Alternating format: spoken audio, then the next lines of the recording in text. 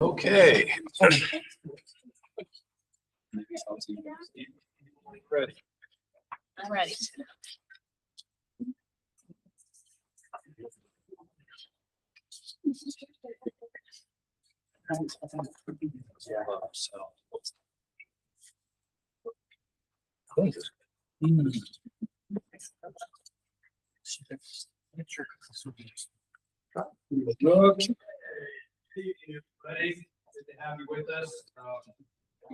Order this. Let me turn that on. I'm going to call to order this Santan Valley Town Council meeting on Wednesday, June 3rd, 2026 at 6:02 p.m.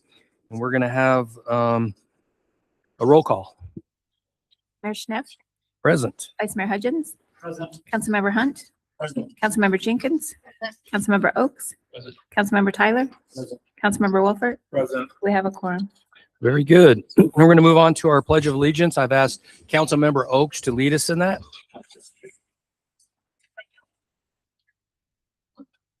I pledge allegiance to the flag of the United States of America and to the republic for which it stands, one nation, under God, indivisible, with liberty and justice for all.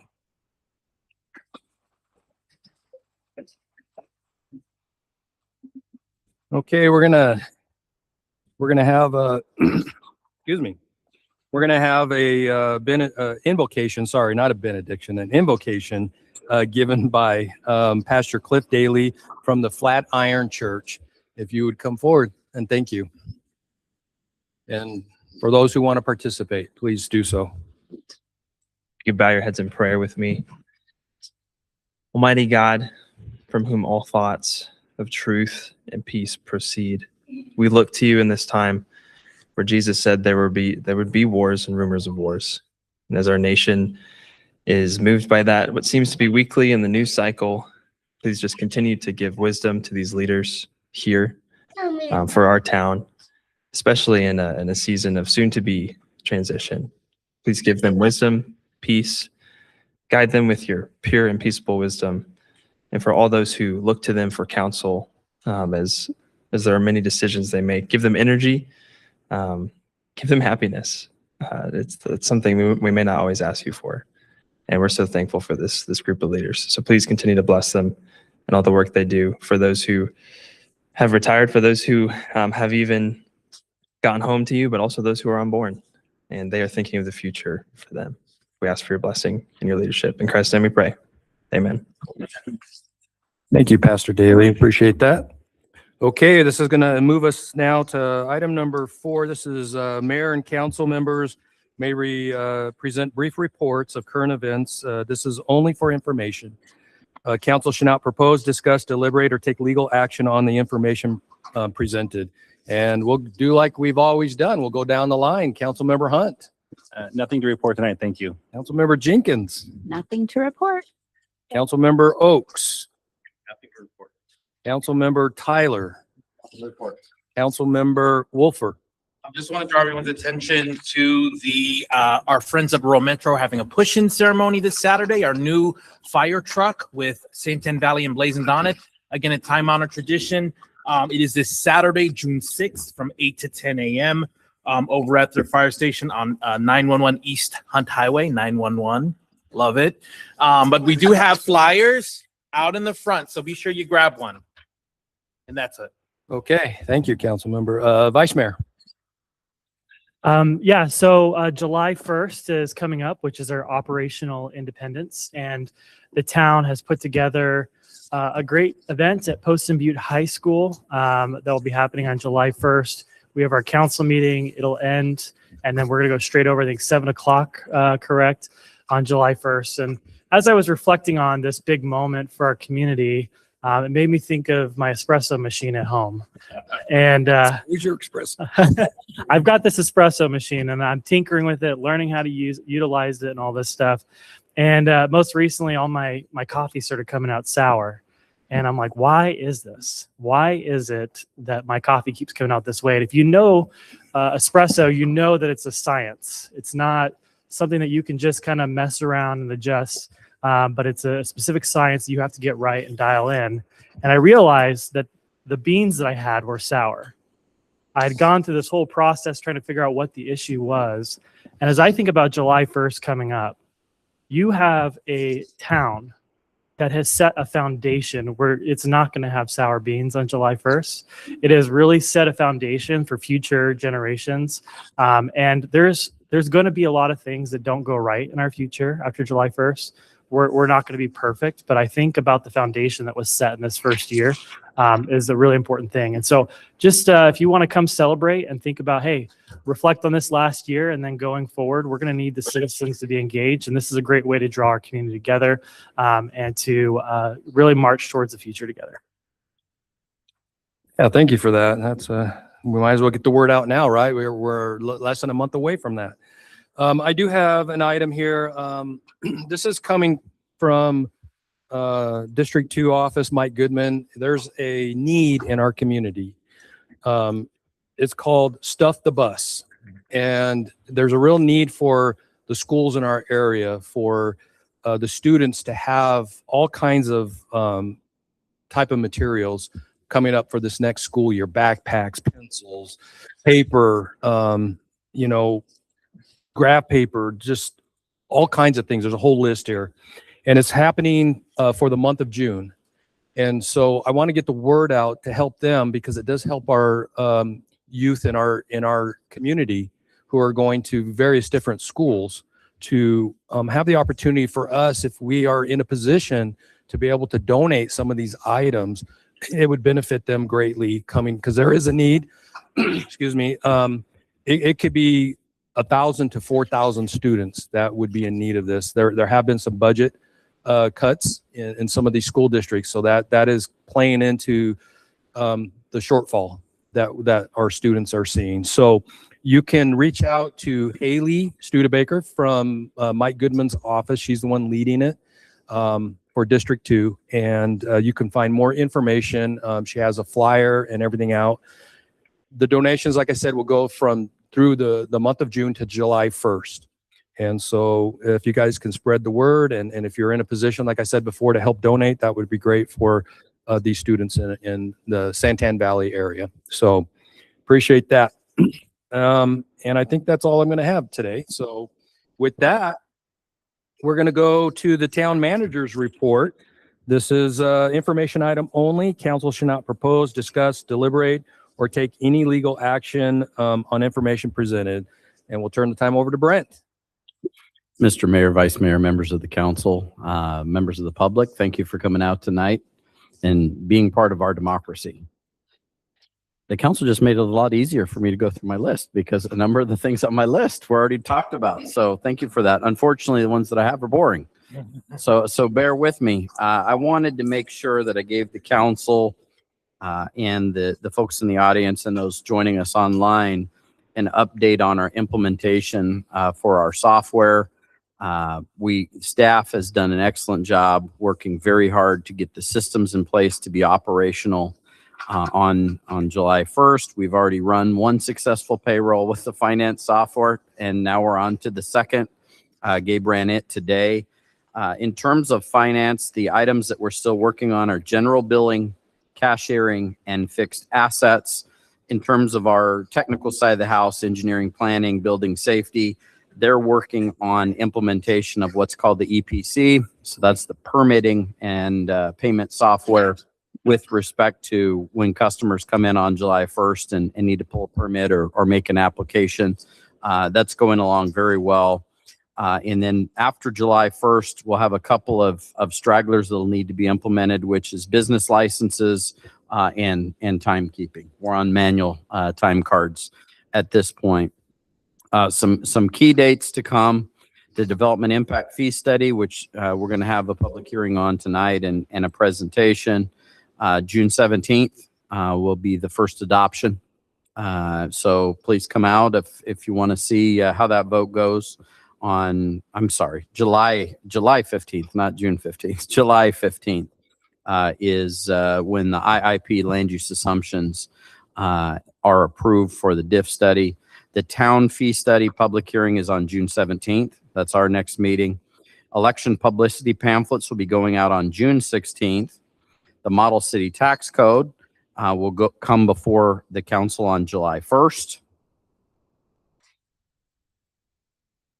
This Friday at 8 a.m., I will be speaking on a panel in front of Pinal Partnership that's made up of all the city and town managers in Pinal County.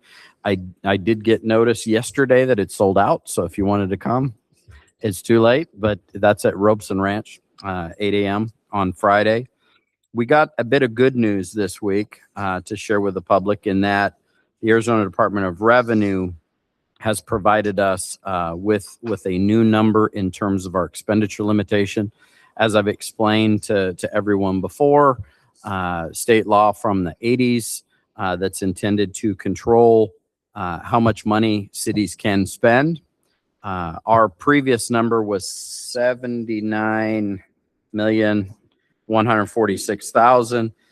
They have upped that to 91,076,000. So that's a good thing, and you'll see that reflected as part of the budget presentation tonight. The last thing to provide is with respect to Stuff the Bus. If you have items you'd like to donate, you can take them to the county supervisor's office, which is just to the south of this room, or to the town, which is on the other side of the hallway. We'd be glad to accept your donations, and we're cooperating and coordinating with Pinal County on the Stuff the Bus effort. Mr. Mayor, that's all I have. Thank you for that update, Brent. 91 million might sound a lot, but not in the town world. You're right. Okay, we're going to move now to item number 6. This is our consent agenda. Items, any council member may remove an item from the consent agenda for a separate discussion and consideration. At this time, we have items number 6A, 6B, and 6C on the consent agenda. Is there any item that a council member would like further discussion on, or removal from the consent agenda for a separate vote and discussion? Mayor, I move that we remove item A from the consent agenda for separate discussion and consideration. Okay. Is there any others? Okay, hearing none, we will. And Mayor, that does not Does he have to? require a full vote. It can be removed from a single council member. Yeah. But it is made as a motion. Request. It's a request.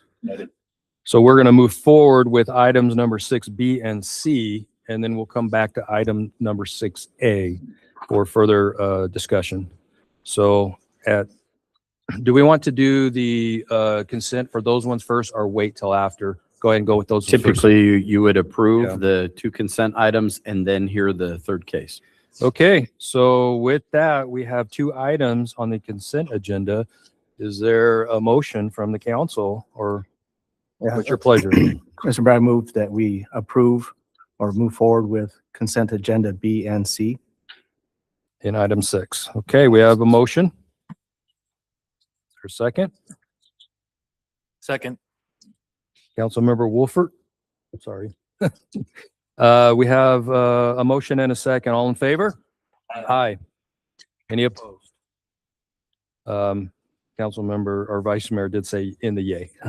So those 2 are completed. We will now come back to item number 6A, and I'll turn it over to Councilmember Wolfert for his discussion, opinion on that item. Okay, the reason I just brought it for separate discussion again is because this refers to the IPAC, our town planning committee recommendation to recommend approval of the battery energy storage system facility in Santan Valley proper.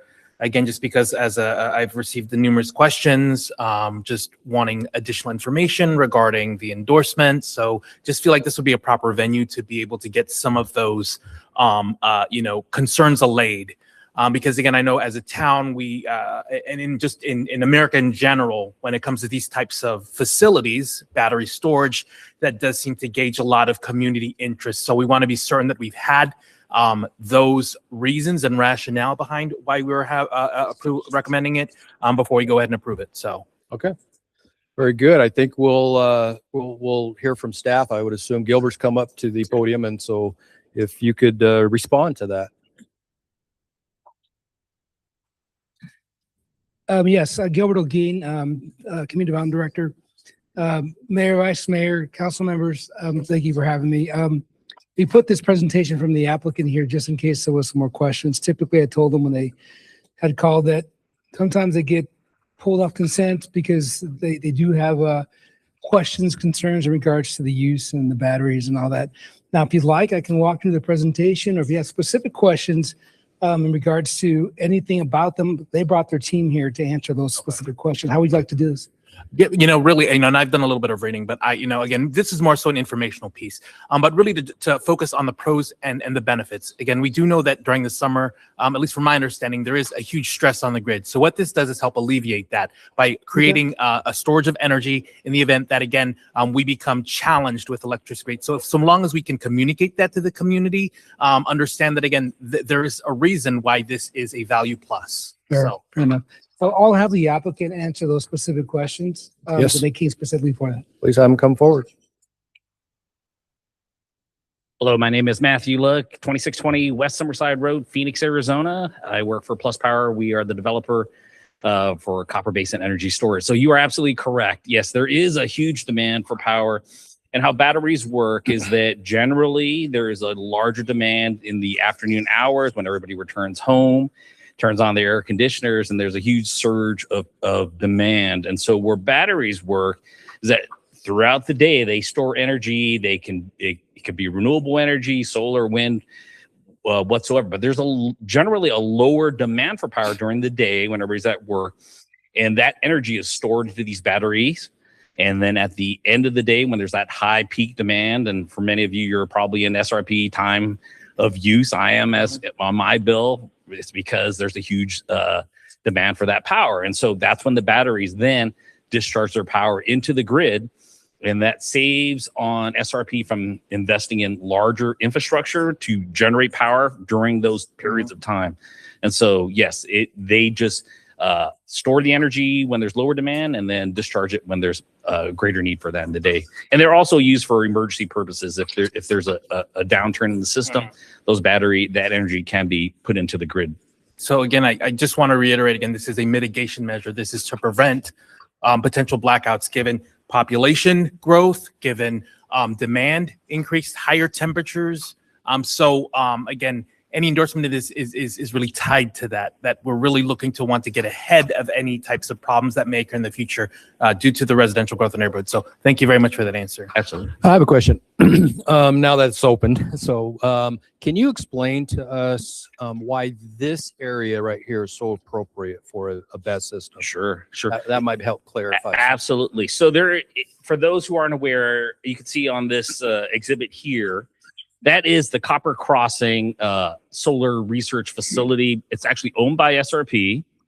And so the project here is actually that little green notch that actually closes in that entire loop. And to the southeast is the Able substation. So you want to locate, when we site projects, we want to locate them closer to the existing infrastructure. You try to avoid having to build more transmission lines, across, the county. And so this is right adjacent on three sides of the SRP facility. And so that really shortens investment costs on all sides, ratepayers for that interconnection. Great. And you would say that SRP's on board with this? Yeah, absolutely. Yes, Yeah, absolutely. I want to make sure. I do have another one, but I'm going to defer to Vice Mayor. Do you have a question to Gilbert or a comment? Sorry. So we passed out to you their site plans and their letter of support. And I believe one of the letters of support is from SRP, obviously. So I thought it'd be effective for you to have those now. But the first page that you see there is a site plan. The second page is like their landscape plan. It's also in the presentation, but I know we're focused on questions. I just wanted to put that out there for you. Okay. Vice Mayor Hudgens. I actually have had the opportunity a couple years ago to tour the Able location here, and I do agree this does seem like the appropriate location to place this project. And I know SRP through that tour was talking about really the need for this sort of thing, and so I really see the value in that. I do have a question for Councilmember Wolfert. What were some of the concerns that you heard regarding some of this project? Again, it's not completely, news. The big topic in America today is data centers. So when they see any structure of this nature, there's questions about sound. There's question about humming. There's question about obstruction of the views. So if you can talk to kind of how far removed this is from residential view, or what mitigation measures are taking place to, if that's even a factor, for example. And So- if I could add to that too, real quick, I know I've heard some concerns about a battery catching fire. I know that's a big concern that a lot of the public has. You have a partnership with Rural Metro, and I'm sure you guys have a plan, so that might be helpful for you to share about that too. Sure. And I do have our safety So we brought them to speak to you if you had questions and they're here. So I'm going to have them just give you some information. So we do have our safety team here. So I'll have him address questions about the battery safety. I'll address the visual aspects of the batteries. The batteries themselves, are going to be surrounded by a perimeter wall. So you won't actually see the batteries themselves. There'll be a wall there. We're going to work with the town on the landscaping. So once the town becomes incorporated, we'll meet with planning staff on that side. So as it relates to the batteries, you won't even know they're there because they're going to be visually screened by the perimeter wall itself, and then landscaping with coordination with the town. The batteries themselves don't make any noise. It's a battery. So there is a cooling system. So if there's any noise, it is related to the cooling system of that battery. And so we're going to be in compliance with the noise ordinance of the county and whatever the town adopts to that. So that shouldn't be an issue related to that. As it relates to fire, I'm going to invite Brian up here from ESRG, and he can explain safety of batteries themselves. Good evening, Brian Scholl, 264 West Loma Vista Street here in Gilbert, Arizona. I work for Energy Safety Response Group. I am retired from the Phoenix Fire Department, and I'm here to answer any questions on fire safety. The first thing I do want to tell you, though, is these batteries are highly tested, highly regulated, and that's the big difference than some of the other batteries that we've seen in the past, and that's the big difference for me. I also sit on the codes, the NFPA code, as well as the International Fire Code on batteries, to make sure that all the codes are in step with what needs to be done to keep these safe and keep our community safe, as well as our firefighters. Mm-hmm. So if you have a specific question on battery safety, I'm here to answer any questions. Councilmember Tyler. If you could just address like a emergency response, what is the emergency response so that the town, excuse me, I know we addressed this in the IPAC, but I just want to make this more of a public setting. So if you can say, if there is something that happens, what are the safety measures taken within the facility, and then also involving Rural Metro? Mayor, Councilmember, that's a great question. So not only do we help write the emergency response plan to help out Rural Metro, but what we're seeing nowadays is these are non-occupiable cabinets, meaning that they're not a building. In the fire service, it's a building. We have to go in at some point to do either search and rescue or to say, can we turn this building back over to the responsible party or APS or something like that? This is just an appliance. When my first chief Alan Bernasini, he used to say, we risk a lot to save a lot. There's nothing to save inside that enclosure. So we're not going to risk our firefighters for an appliance. And that's how we train Rural Metro. I've trained them before on different projects, and that's exactly what our tactics and strategies are going to be. Councilmember Wolford. How are these batteries cooled? Mayor, Councilmember, they're liquid cooling inside, just very similar to your vehicle cooling system. Okay, so no water? No water. Can you just kind of go over the box structure itself, how it's constructed, and how does that relate to the other ones that are nearby? What is the separation?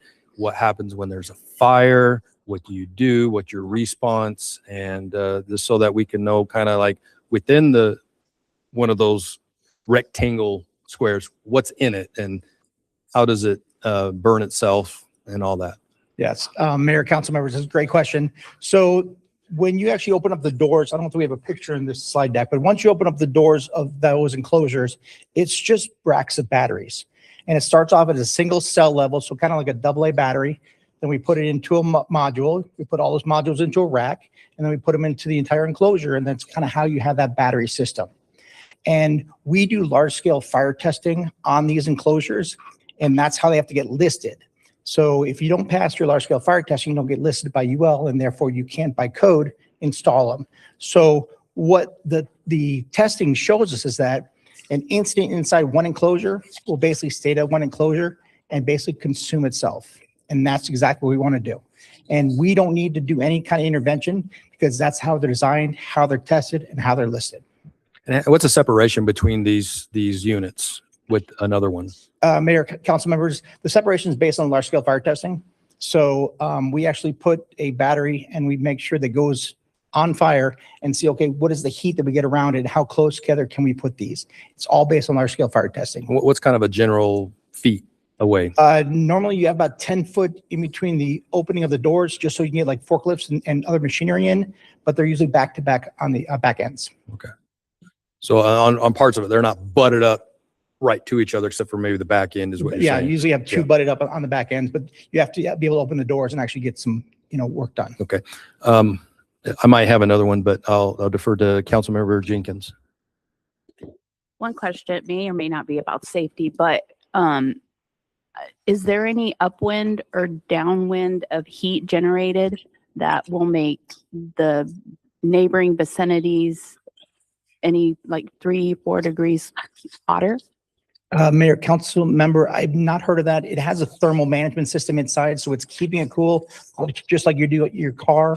But I've never heard of actually heat being generated from them just sitting in there. That's part of the thermal management system they have. And if I can follow up with that, say you have, and I'll get it to you, Councilmember Oaks, I see your hand.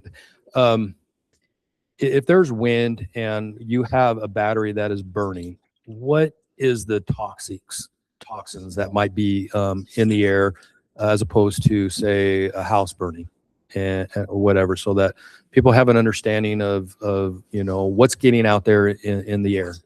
Right. Mayor, council members, that's a great question. So the nice thing about these battery energy storage systems is we test them and we put them in a thermal runaway and we capture all the off gases. So I know exactly what's coming off these batteries. It's going to be hydrogen, CO, carbon monoxide, CO2, and a little bit of HF. Those are the big four. And all the studies that we've seen, they are very buoyant and they pretty much dissipate very quickly, as opposed to today's house fires with all our fire retardant materials and our plastics and whatever else we have in our house. Way worse because we don't know what's in it. I know exactly what's in the smoke. I know the exact percentages based on the type of chemistry. So it's a big difference between a house fire today and these batteries. The known and unknown is what you're trying to say. Mayor, exactly. Okay. Councilmember Oaks. I'm going to ask a couple of questions. I think I know the answer to. It's the kind of question a citizen doesn't understand might ask. So this, thank you. Thanks for sharing. This plant, is it going to support times of heavy load? We know the infrastructure in Santan Valley can get overloaded sometimes, or is it just storage? Is it going to help capacity and high load times, or is it just storing it? Mayor, council member, it stores it in when it's off peak time, and then we have that high demand, it puts it back into the grid, and it keeps us from getting those rolling blackouts. Okay. I live in Gilbert, Arizona, and we have a battery energy storage system, and I know it's in my backyard and it's there. So when it's 122 in a month or so, that we're not going to have those rolling brownouts. That's what it does for the grid. It stores it when we don't need it, and it puts back to the grid when we actually do need it. Okay, and the company building it, Power Plus, right? Plus Power. Plus Power. Are they building it for themselves, buying power from SRP and then selling it back, or are they just the construction company building for SRP? So we're contracted with SRP. So we actually will be the owner of the facility, and then we're contracted to maintain the facility and provide the power to SRP. You maintain the facility. Where are you buying power from SRP and then selling it back to them at a higher rate? So SRP actually puts the power in and puts it back out. So you're not buying power and selling it back? That's actually, we do, but it's all contracted with SRP directly ahead of time. Okay, so I want to be clear. You're buying power and you sell it back at a higher rate. We sell it back to them to SRP. To SRP, yes. At a higher rate. Yes. Okay. Yes. And you'll own the facility, not just build it. We'll own the facility. You build and own it. It's Yes. not going to be an SRP facility. That's correct. That's correct. I have a question. Yeah, Councilmember Wolford.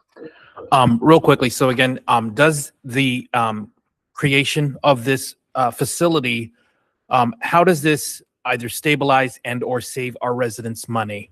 So if you can tie it into the impact financially to our residents, and then also, again, my understanding is this project will not start generating power until 2031. Is the intention that you will continue to remain in the community, that there will be increased outreach as we get closer to project completion? Will we have a designated representative who will be on hand and free to answer any types of queries that come from our community, concerns? So those are my questions right now. Sure. I'll talk about, we talk about fire training. We're always continually training fire departments. So in this case, it'd be rural metro. So there's always continual training. There's always new staff that comes on board. Yes, we're going to be in the community. This project is not going anywhere, right? It's going to be there 20, 25 years, could be longer, it could be extended. So we're always going to have Plus Power staff involved in this facility. So yes, absolutely. There's always continual outreach. We're going to be part of the community because we're not going anywhere. What was your other question? I'm sorry. Cost savings. Oh, cost savings. Yes. So cost savings to ratepayers, how batteries really work. Again, so there's other ways to generate power that SRP would do. They could be gas peaking plants. So you would invest in a large scale gas peaking plant, but those facilities would only be used 20% of the time. So you have to do a full investment for a facility that only provides 20% of the power. And so that's where the cost savings are to the ratepayers. The other portion is that Pinal County has a tremendous amount of renewable energy already, right? It's a huge investment. And so there's a term in the industry, a fancy word that's called curtailment. And so normally what happens if there is power being generated by solar and there's no use without storage, there's an investment in generation that's not being used. They literally will not accept that power. There's nowhere for that power to go. So the savings is that energy that's generated, you make the system very, very efficient by it's generated during the day, it's not being used, it's then being saved.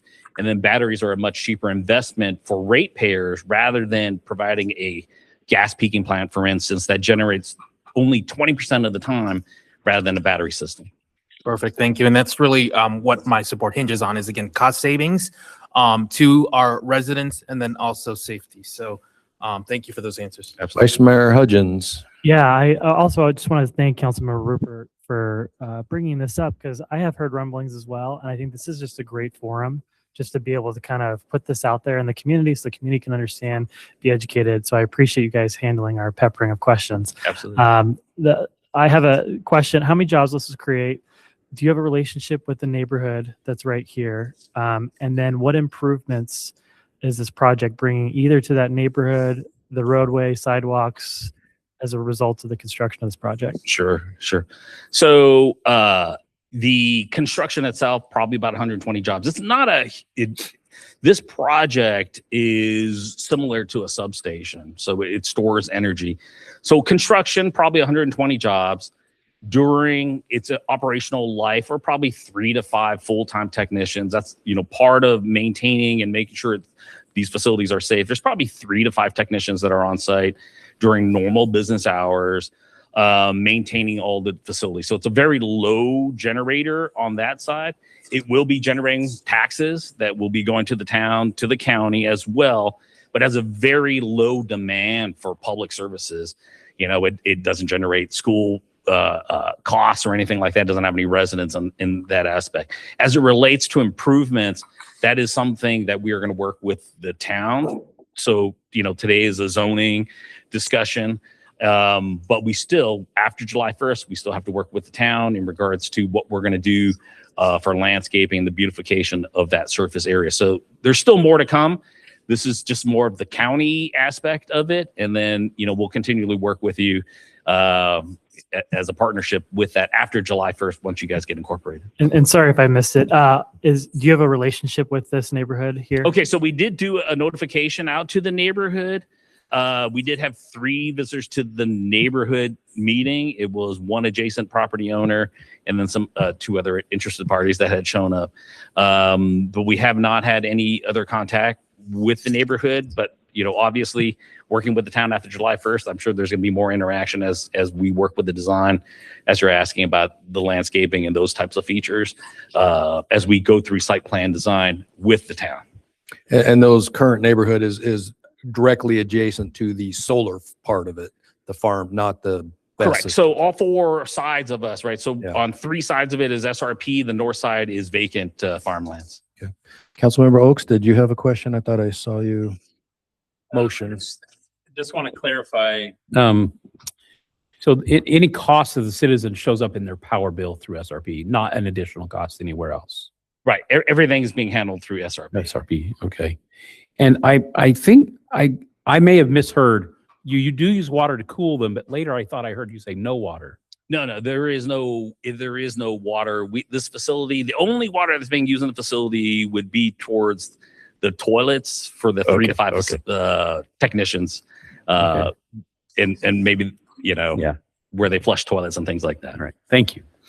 And then I have a final question. What is your plan to give back to the community and being a good steward in the community? Yes. So we actually have other facilities in the state, and we do work with different associations. There's New Leaf, there's Boys and Girls Club. It does vary annually with different programs. Homeless, it could be abused spouses, it could be for children. So it does vary on the community, whatever the community needs are.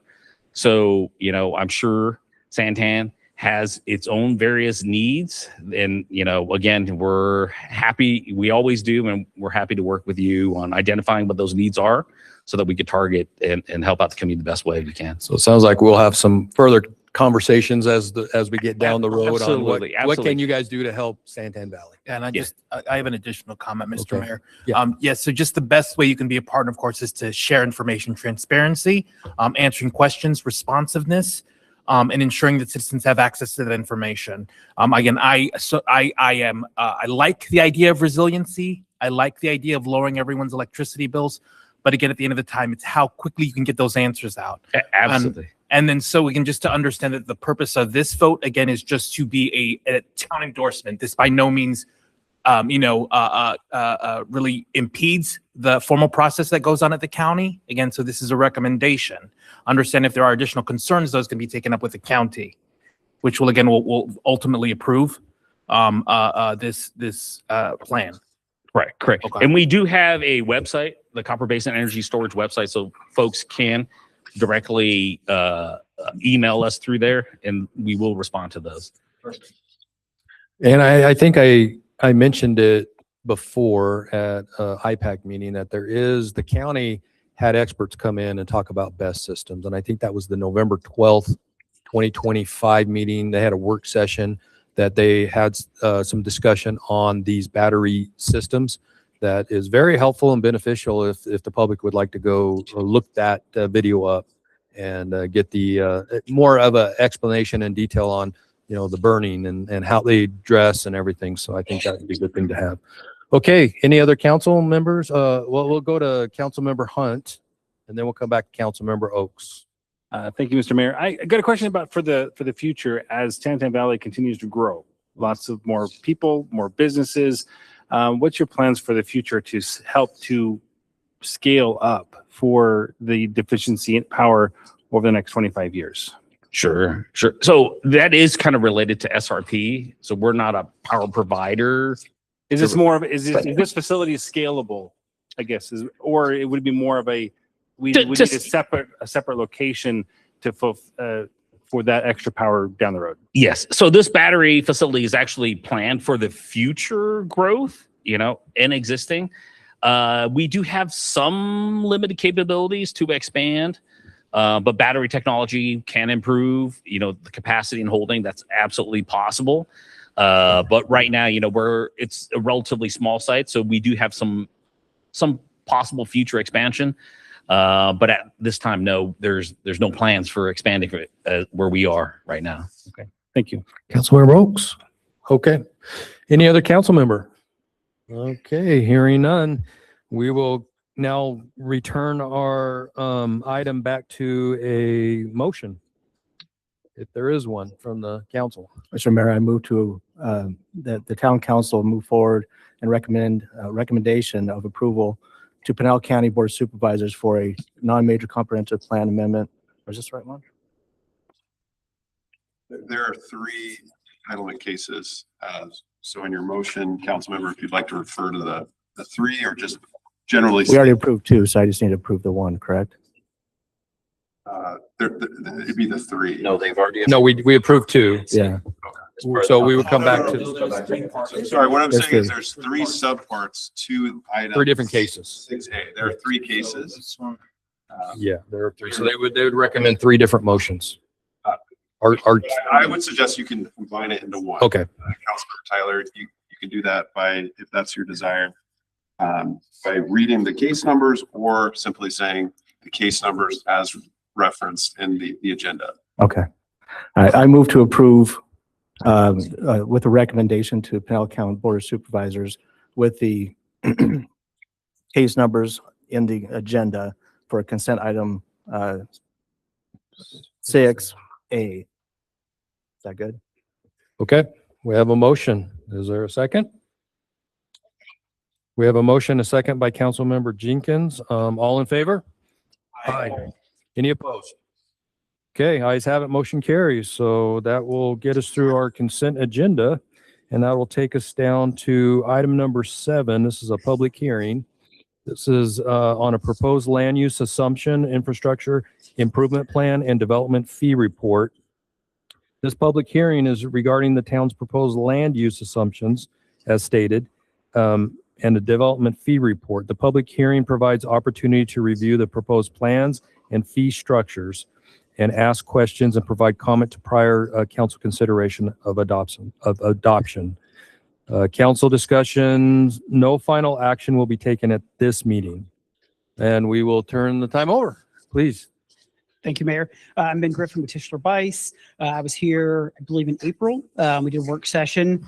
Very, very minor changes since then. I will guide you through those changes. But this is the first public hearing to satisfy the 4 public hearings required by the Arizona statute. So for those in the audience who were not here in April, I will go through some of the development fee basics, but then move on to the land use assumptions, the infrastructure improvements plan, which are part of this first round of adoption, which will happen in July. I will show you the proposed fees, which are part of a separate adoption. I'll show you the timeline for all these dates so you can keep them straight. But it's important for people to understand that development fees are, one-time payments for growth-related infrastructure. This is paid by new development, not by existing development. Generally, you're going to collect this with your building permit. And we need to fund, capital improvements. So this is not going to be for operations, maintenance, repair, replacement, rehab. This is going to be, new capital. It's not a tax, but it will contractually bind you as a town to provide the infrastructure outlined in the infrastructure improvements plan. There are 3 things any development fee study has to prove. So first, there's going to be we have to have a need for infrastructure, and we're focusing on the larger system level improvements and not the smaller project level improvements, like a turn lane into a new strip mall. This is going to be, focusing on, widening of roads or, adding parkland. We need to also make sure that there is a benefit to the fee payer. So that comes in 2 parts. So the first is a geographic benefit. Luckily, you are not large enough to need multiple service areas. And we also need to make sure that you're spending that money in a timely fashion. So you have 10 years from the date of collection to spend the money. So, whatever you collect next year, you have 10 years from there. Whatever you collect 2 years from now, you have 10 years from that. So it's always a moving cycle, that 10-year date. You'll hear me talk about level of service. Can I just, what happens if that money isn't spent in the 10-year process? You have to refund that money. There you go. Thank you. And you don't want to do that. It's an administrative nightmare. So we'll help you at each update to make sure that you're on track to spend that. So you'll hear me talk about level of service, but essentially that is, how much infrastructure do you provide today because we can't exceed the impact fees cannot charge for a higher level of service than existing development receives unless you have identified an outside funding mechanism, which we'll sort of talk through that when we get over to parks, because you have no level of service today. So you are increasing the level of service. So, we'll talk through, some of the credits involved with that for, potential debt issuance. There are 3 general methodologies. They look at points in time. So if we're looking to the past, it's going to be cost recovery. So essentially buying into excess capacity. We are not recommending a cost recovery approach in your initial development fees. If we look to today or the present, that's an incremental expansion methodology. Essentially, we're saying this is the infrastructure you provide today. We want to maintain that level of service as you grow. And then when we look to the future, that's a plan-based approach. So we're going to look at a CIP or a master plan and say, all right, well, these are specific projects that we want, growth to fund. And then we take that a little bit further and say, well, what is existing development share? What is future development share? We also have to look at credits. So a site-specific credit is handled after you adopt. So if someone, dedicates land or they, they construct some of the infrastructure included in the IIP, they would get a credit against that. Debt service credits or dedicated revenue credits, such as a construction sales tax, you have to provide credits in the study to prevent from charging once the impact fee and then once through whatever that future revenue source is. I point out the construction sales tax because it is very specific in the legislation that if your construction sales tax exceeds the average of your other retail sales taxes, you need to provide a credit for the amount above the average. And so when we get into the fee schedules, you'll see it's highlighted yellow right now because we haven't defined what we think that future construction sales tax revenue will be. That's not required for the adoption of the land use assumptions in the IIP because it actually affects the development fee. You'll see that it just has to be defined by the end of the final adoption process. We're hoping to have it a little more clarity before the adoption next month for the land use assumptions in the IIP. So in Arizona, you're required to have 3 separate documents. The land use assumptions, that's essentially your development projections. How much development do you have today? What do we think the next 10 years will look like? The infrastructure improvements plan, that's going to be your level of service analysis, the costs associated with infrastructure. Those first 2, they're adopted together. And then once you've finished the adoption of that, then you adopt the development fees separately. The development fees have to be updated every 5 years. Land use assumptions in the IIP, they can go 10 years. But generally, you're going to update the land use assumptions and the IIP every 5 years when you update this, the actual development fees. So there are certain things that you can and cannot include in development fees in Arizona. So first off, it needs to have a life expectancy of at least 3 years. And then, there are a handful of categories, but what we're looking at tonight would be necessary public facilities related to streets and then parks and recreational facilities. So this is our timeline. We advertised back in April. We had the work session back in April. Tonight is our first public hearing on the land use assumptions and the IIP. If everything goes to plan, you will adopt the LUA and the IIP next month, and then you will start the adoption of the actual development fees in August, with the actual adoption October 7th, and then you have to wait at least 75 days before fees can go into effect. So December 21st will be the earliest any fees adopted according to this schedule can go into effect.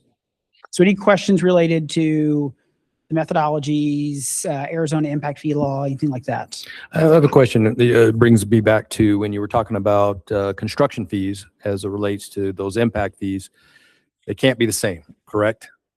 One can be higher, one has to be adjusted appropriately, where you can't have at a certain rate diff and construction fee.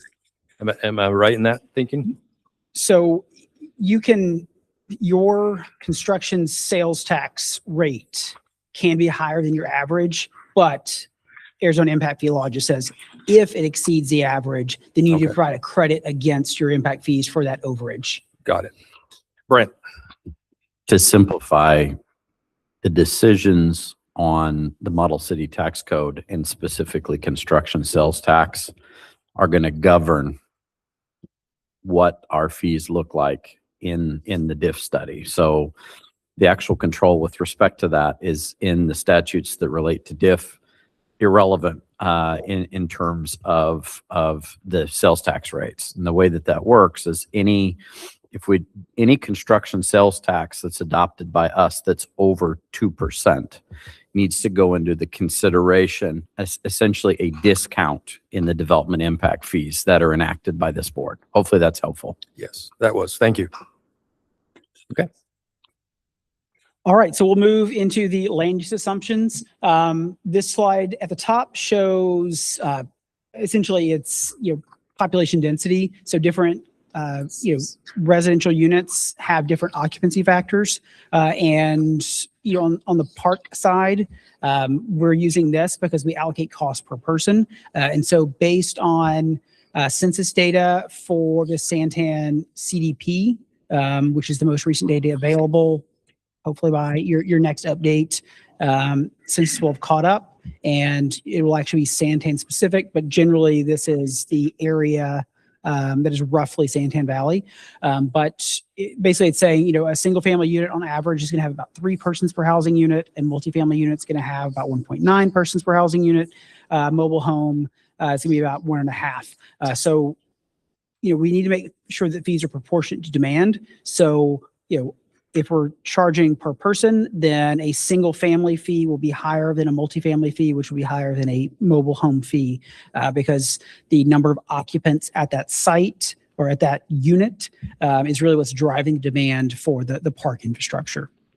At the bottom, this shows vehicle trip generation rates and employment densities published by the Institute of Transportation Engineers. Again, different land uses have different demand factors. And so we can use these different land uses to make sure that the fees are actually proportionate to demand for different types of infrastructure.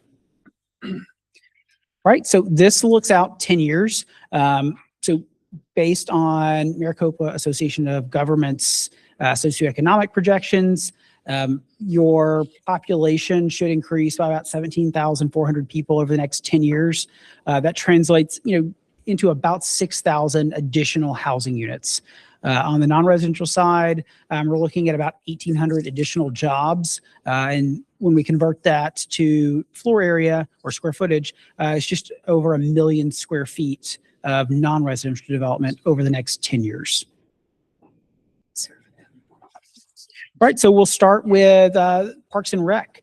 So we have a single townwide service area. We're looking at 2 components. There is the actual park improvements component, and then there's the development fee report component. The development fee report is essentially meant to pay for the impact fee study. So essentially you as a town pay for the first one, and then you use the revenue generated by this first one to pay for the next one. That way it's not coming out of your pocket, it's coming out of development's pocket. But if we look out 10 years, there's a need for, an actual park site. And, we're looking at a 20-acre site. And because there's no level service today, we have to allocate some of those costs to existing development. And so when we allocate the cost of a 20-acre park to all development 10 years out, about 2.8 acres of this 20-acre park would be, future development's share. So about $3.2 million of, a $22.5 million park would be funded through development fees. The remainder is existing development share. So, that's where, we have a discussion about, maybe you issue debt, maybe this is grants. There are, plenty of sources that you can look at, but growth cannot cover the non-growth share of this because of it's a level of service issue. So Ben is a very intelligent and well-spoken guy. I'm not. So I did this at the last meeting too. I think it's important to fully explain what this means to everybody that's on my level with respect to these discussions. You may be wondering why 20 acres since we have 0 square feet of park. It's not really clear from this slide, but what Ben just said is since there's 0 level of service and we have 0 square feet of parks and we have 100,000 people, in order to charge a development impact fee, the town itself has to come up with the money associated with the base percentage for a 20-acre investment out of town funds. So what this is saying is if we want to have a development impact fee and collect 3.2 million, then the town has to come up with $19 million in order to get $3.2 million in return. You might think that doesn't sound like a very good business proposition. Understand over time that will change. Once we own park space, once we build parks, it will change like it has on the transportation side, but you need to start.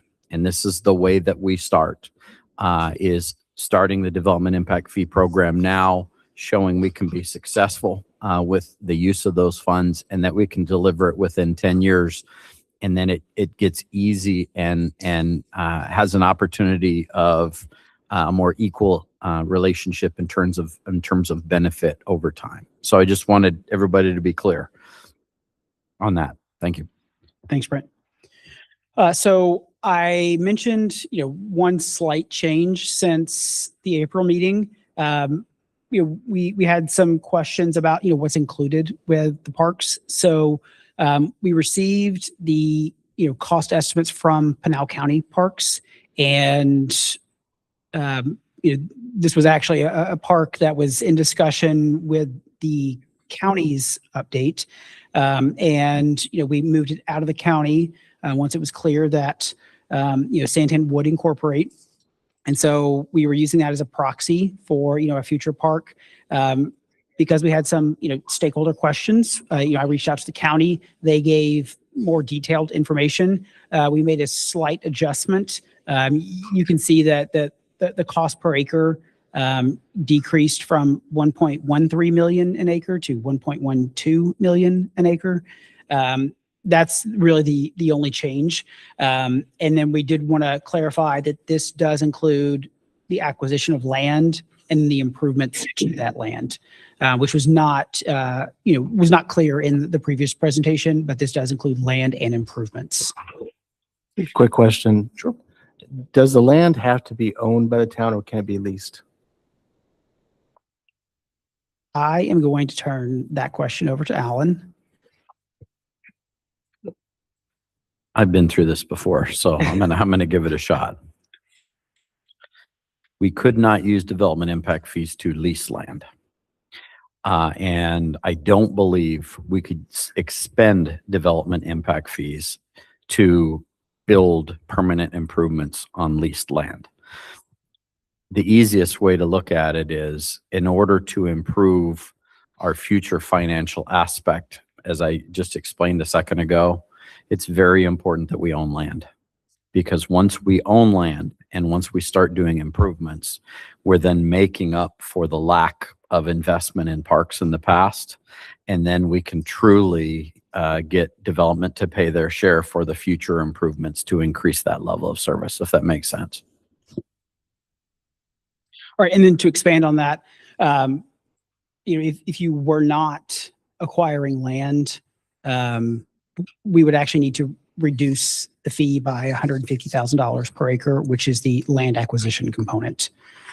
So that's, another thing to consider. And this, goes back to the credit discussion earlier. If, if a developer says, hey, here's 20 acres adjacent to my development,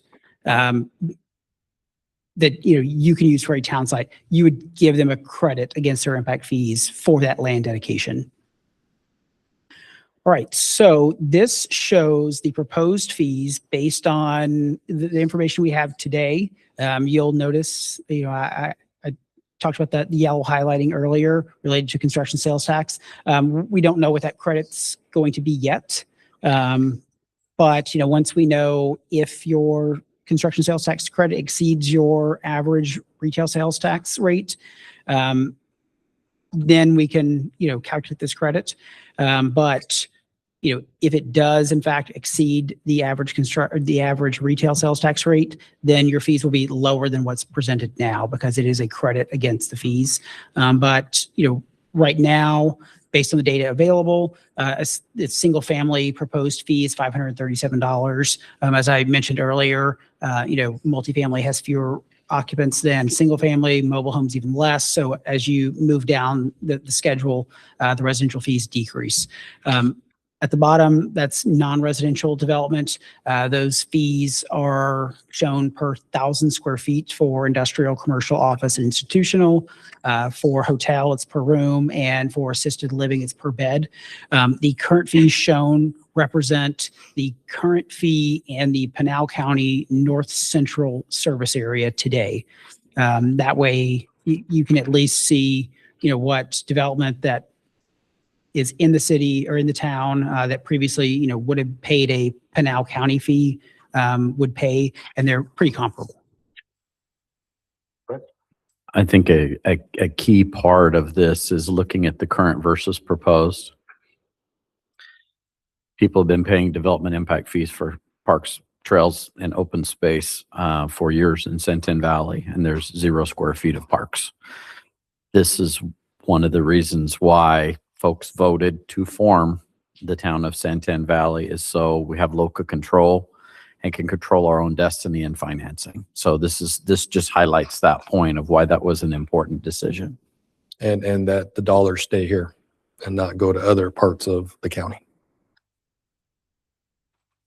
All right, any questions related to Parks and Rec before we move on to streets? Any questions, comments? I guess All right. proceed forward. All right, streets, again, a townwide service area. We're looking at 2 components. So there is a street improvements component. So your traditional, you know, lanes and traffic signals. That's going to use an incremental methodology. So maintaining the existing level of service, which you do in fact have a level of service for streets. And then the other component is actual repayment of the development fee report. So if you maintain your existing level of service today, based on 10 years projected growth, you need, you know, about 18 and a half additional lane miles of street improvements. And at, you know, $2 million a lane mile, that's just over $37 million in, you know, growth related street improvements over the next 10 years. And for a single family unit, that translates into a fee of about $5,600. And then again, the, you know, multifamily units can generate fewer vehicle trips than a single family unit, so it's going to pay less. Mobile home, it's generally, you know, in the middle of the two because they're going to generate more vehicle trips than a multifamily unit, fewer trips than a single family. And then same thing on industrial, we're assessing the fees 1,000 square feet at a time for industrial, commercial, office, institutional. Hotel is per room and assisted living is per bed. And again, once we know about the construction sales tax rate, you know, we can make adjustments to this for a credit. So this just shows the residential fees. Top is the proposed fees, middle is your current fees, and then the bottom is the, you know, increase or decrease. You will notice the red decrease for public safety. Development in this area currently pays a public safety fee to Pinal County. You will not be assessing a public safety fee at this time. So they will in collection of that component of the Pinal County fee. So that's the reason you see a decrease right now. Right, and then next up, non-residential. So again, proposed fees at the top, current fees in the middle, and the difference at the bottom. And then this shows a comparison of single family fees, excluding water and sewer, with some of your neighbors. So your current technically your current fee, the Pinal County North Central fee, down there at the bottom, and your proposed fee, somewhere in the middle. And that is the final slide. So if there are any questions or comments, I'm here to answer them. Council, is there anything overall or a particular section that you would have any comment or question on? It's a lot of numbers, a lot of information there, and we thank you for your work on that. So hearing none, I guess that's it for the presentation. So we appreciate your time and efforts and work on this. It's a lot of work going involved. Okay, at this time, with no other council discussion, I'll open this up. Is there any cards or anything for this? On this item alone for 7A, I will open this up for any audience discussion. If there's any, please come to the podium and state your name and where you live. And you'll have 3 minutes on this item to say what you will. Please come forward.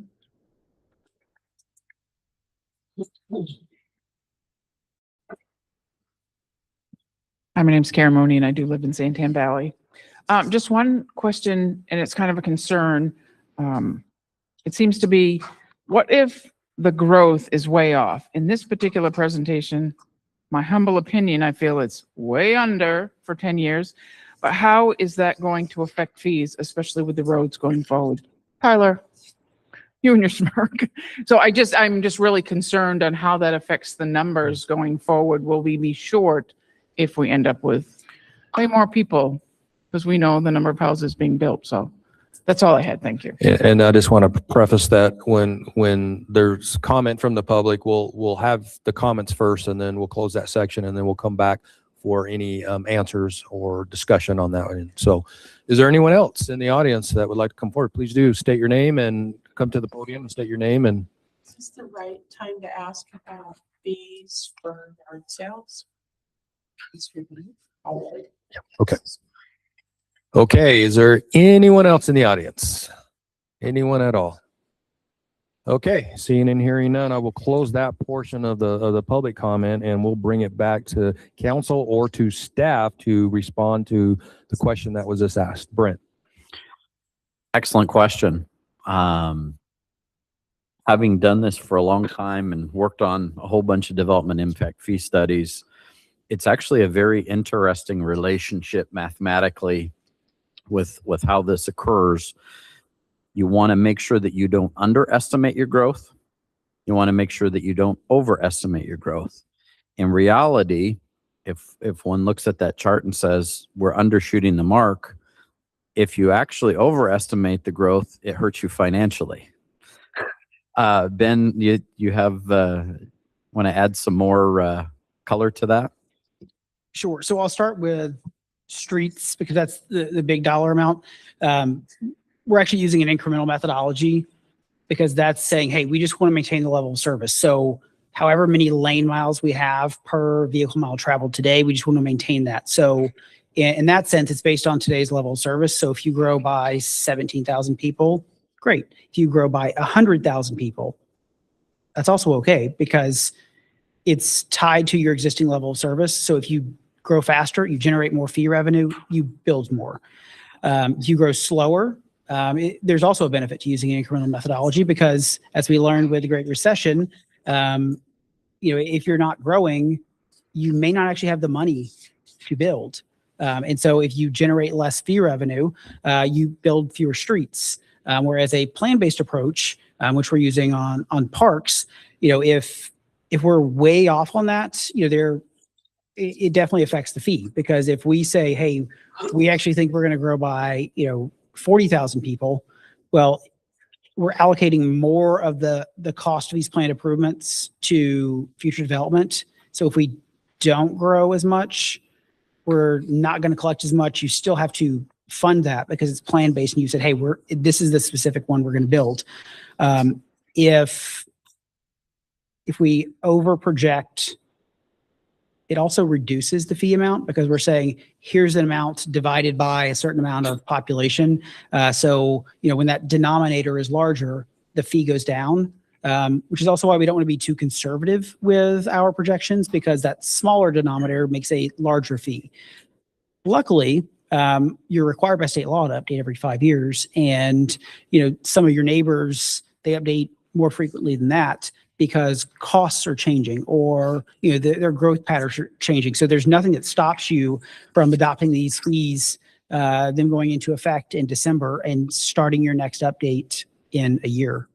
Now, the adoption process is really long, so you don't necessarily want to do that, but there's nothing that stops you from doing that if growth patterns really start to change. But at least on the street side, the growth does not affect the fee because it's based on maintaining the existing level of service. I just quick question, because you did mention that it's not conservative, but I actually kind of see the opposite to me. And I know you're adopting sort of the MAG numbers, but it does look incrementally flat to me. You're saying you're projecting a growth of 17,400 residents over 10 years. So I guess you're trying to capture worst case plus best case and even it out. But to me, it just still seems mildly unrealistic, but on the conservative side. So again, we did our best to look at several different metrics for population growth. So, projections from the state, MAG data, census data, experience in terms of permit totals at the county that relate. I think I send it to you guys sometimes, the monthly reports on permit data, and then extrapolate that out for Santan Valley. You don't want to under, you don't want to over. So we hit this thing kind of right down the middle with I guess our best technical assumption on where we would be, understanding we'll be doing an update in 5 years. So Brent, is that because we're so new and we don't have a basis? That has a lot to do with it. This really is a interesting, difficult science. And so that's why I'm really glad we have a smart guy in a suit on the other side of the room. yeah, I mean, So are we. Yeah, so long as you state that being under is actually more favorable. So Correct. Anything else from the council? Okay, you said this was the last slide, correct? This is all you have. Okay. Thank you for your presentation and for being here. We appreciate all that you're doing. Thanks, everyone. Okay. Now with that,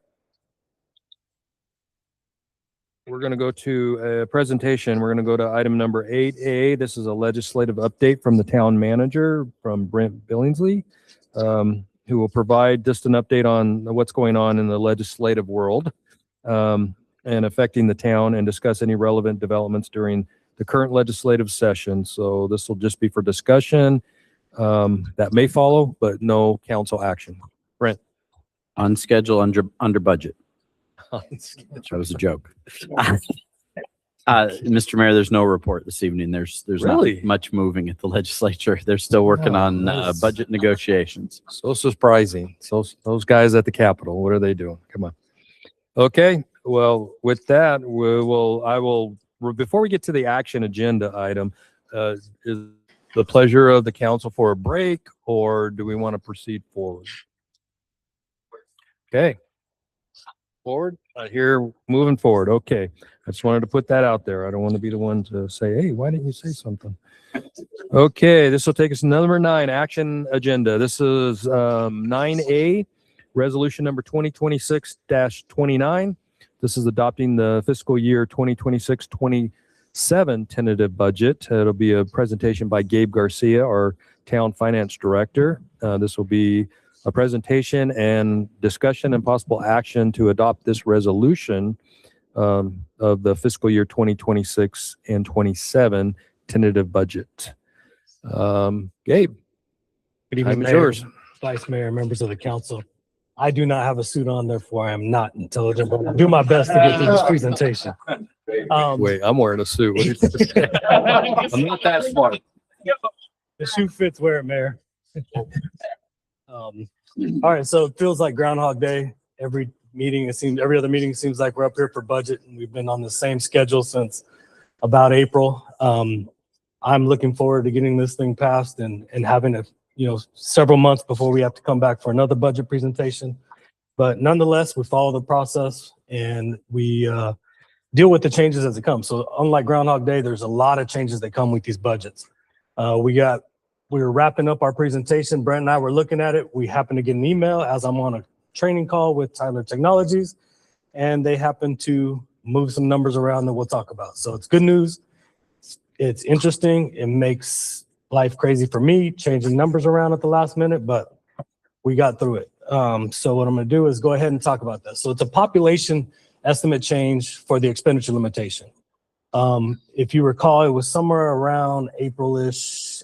We got the EEC number, the Economic Estimates Commission number, stating that our population was going to be at the 91,130.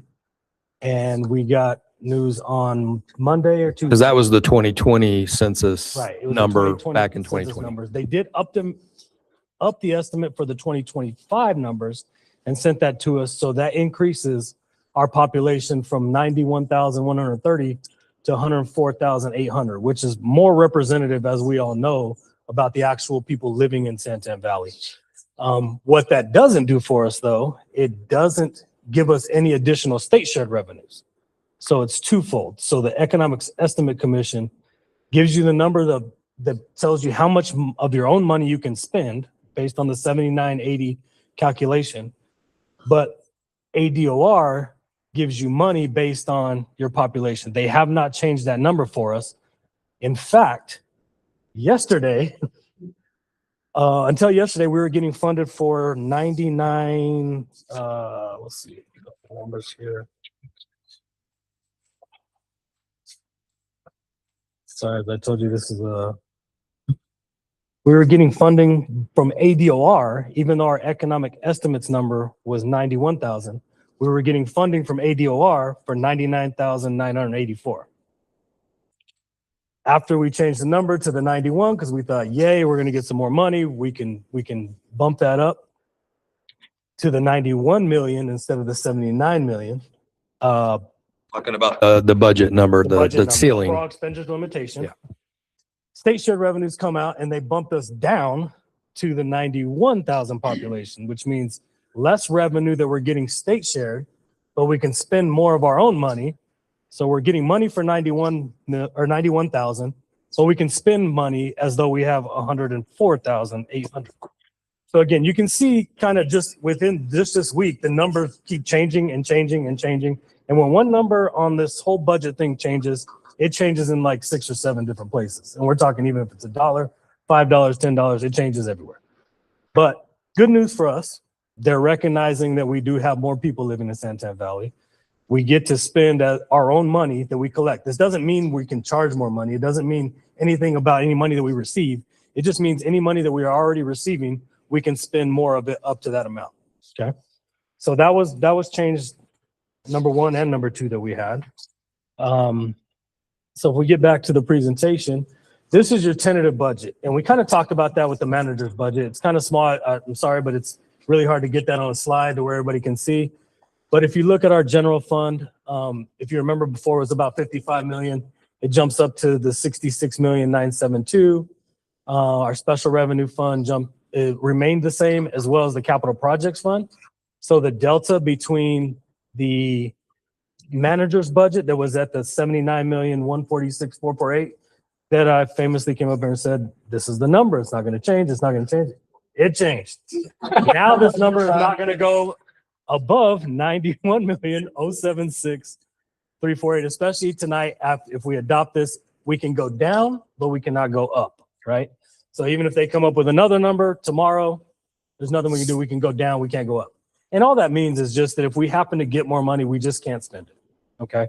So all we're doing tonight is irrelevant of wherever all of the numbers fall within the budget in terms of the money town council will spend, the money finance spends, HERF spends, anybody spends. All we're doing tonight is coming up with that 91 million saying, this is the expenditure limitation. We're not going to spend more than this amount of money. So that's the way it shakes up. Really, the only change in any formula or anything that you guys will notice would just be in that general fund because we're allowed to spend more of that money. The other restricted funds, meaning the special revenue fund and our capital funds, kind of remain the same because we know those numbers and we got to hold steadfast to those because they involve monies that are tied directly to specific source. Okay. Our unobligated general fund is where we can move money around. Okay.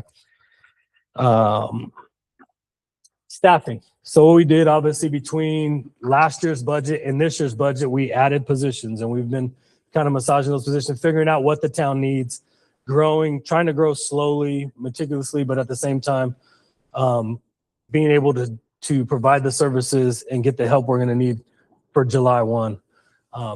So if you look at that, we had 9 positions roughly in the budget for the 25-26 year. We added about 16 and a quarter positions. I know that looks weird, but we have a clerk that's going to be with us for 3/4 of the year. And so it makes just numbers look kind of weird, but it's there, and she is working with us. She's just on a contract for a while. So that number will go to 26. And then council 17. was added. Right. So this is what we have 25.25 positions going into the budget for 26-27. The summary of the positions, this is small, again, trying to get a lot of information on these slides. We did add an assistant town manager, a PIO, the financial services tech that would be in finance to help me do all these numbers. Community development, we had the senior planner, senior building administrator, and the permit tech supervisor. Council, we did add 7 positions because at the upcoming council meeting, you guys will be voting on potential council salaries. So we had to put those into the budget as positions. We have, yes, Brent. One thing that I wanted to point out between the manager's budget and today, we added 2 administrative positions that weren't in the manager's budget. They're called manager support assistant. So we will have 1 administrative person in this office, and once, hopefully 2 items from now, we approve a lease, we'll have an administrative person in our other location to handle phone calls, do administrative work, etc. And so those are coming where you see town clerk, the management support assistant, there's 1.75. So we have a portion of that person there, as well as in the HERF fund is the other quarter, but they are going to split between the 2 buildings. And then there, our town clerk is, like I said, it's a 0.25 as an employee, because that's when she will come on for the last quarter of the year. So changes from the town council, from the manager's budget to the job tentative, we added council's employees, reduced salaries, and we removed council's contract employees, because there's 2 ways you could really do that. Alan and his team figured out it was the best way just to go ahead and make it employees and to have that relationship. So we did put that on there in that respect. And changes from administration, again, we added the town manager and PIO. There were some revised benefits, so it's just adding, medical stuff, adding in changes to the workers' comp formula, different things like that. We removed deductible. There was a big change here. We removed deductibles and legal claims from here. We have that covered after speaking to Alan. We have that covered in our legal budget. And so we don't need to duplicate that effort. So we did go ahead and just took that out. We revised the risk pool premiums. We got updated premiums from then. We added the Santan Valley Urban Core Study. And I don't know, Brent, if you want to chime in on that one and kind of talk about it. We've been over this budget 20, 30 times individually with departments, together as a group, in front of the council. And one of those topics that we continue to hear in these meetings and in conversations is the importance of the Santan Urban Core. I will say that in the last few weeks, especially since the vice mayor, the mayor, myself, and Alan went and spoke to business leaders a couple of different times, folks are now showing interest that may turn into potential investment in the Santan Urban Core. I think it's important to have some money in here in case we need to engage and start do some master planning to understand how that might be phased, or to look specifically at infrastructure challenges and things that need to be worked out to make the property marketable, and to understand how that might be taken down. So I went ahead and added 100,000 in here. We don't have to spend it. We may not spend it, but at least having it in here, if we do get some interest from folks, to be able to expend to grow interest in the property and ultimately benefit the town is something that I added. And so the last thing, we reduced the school office lease. We're getting the 2 classrooms. We didn't know what that number was going to be and how many classrooms we might need. We did revise that down based off of our estimates, and they'll kind of talk about that in item here coming up in a little bit. But we did update. I was that going to say for- potentially. Potentially, yes. From the clerk budget to the manager's tentative, we added the 1.75 management support assistants. So those are the 2 people that are going to help, as Brent said, phone calls, different various duties between the 2 offices to kind of give us some admin relief. From finance, we revised benefits, again, workers' comp calculations, different things like that. We reduced office supplies. We kind of got a little bit of a kickstart on that this year, so we have some supplies now, so we don't have to spend as much next year. We increased printing and publishing, and that's for all of the budget kind of related publications that we have to do. So we have to publish those in, back-to-back weeks. If we approve this tentative budget here tonight, it's got to be posted for 2 weeks.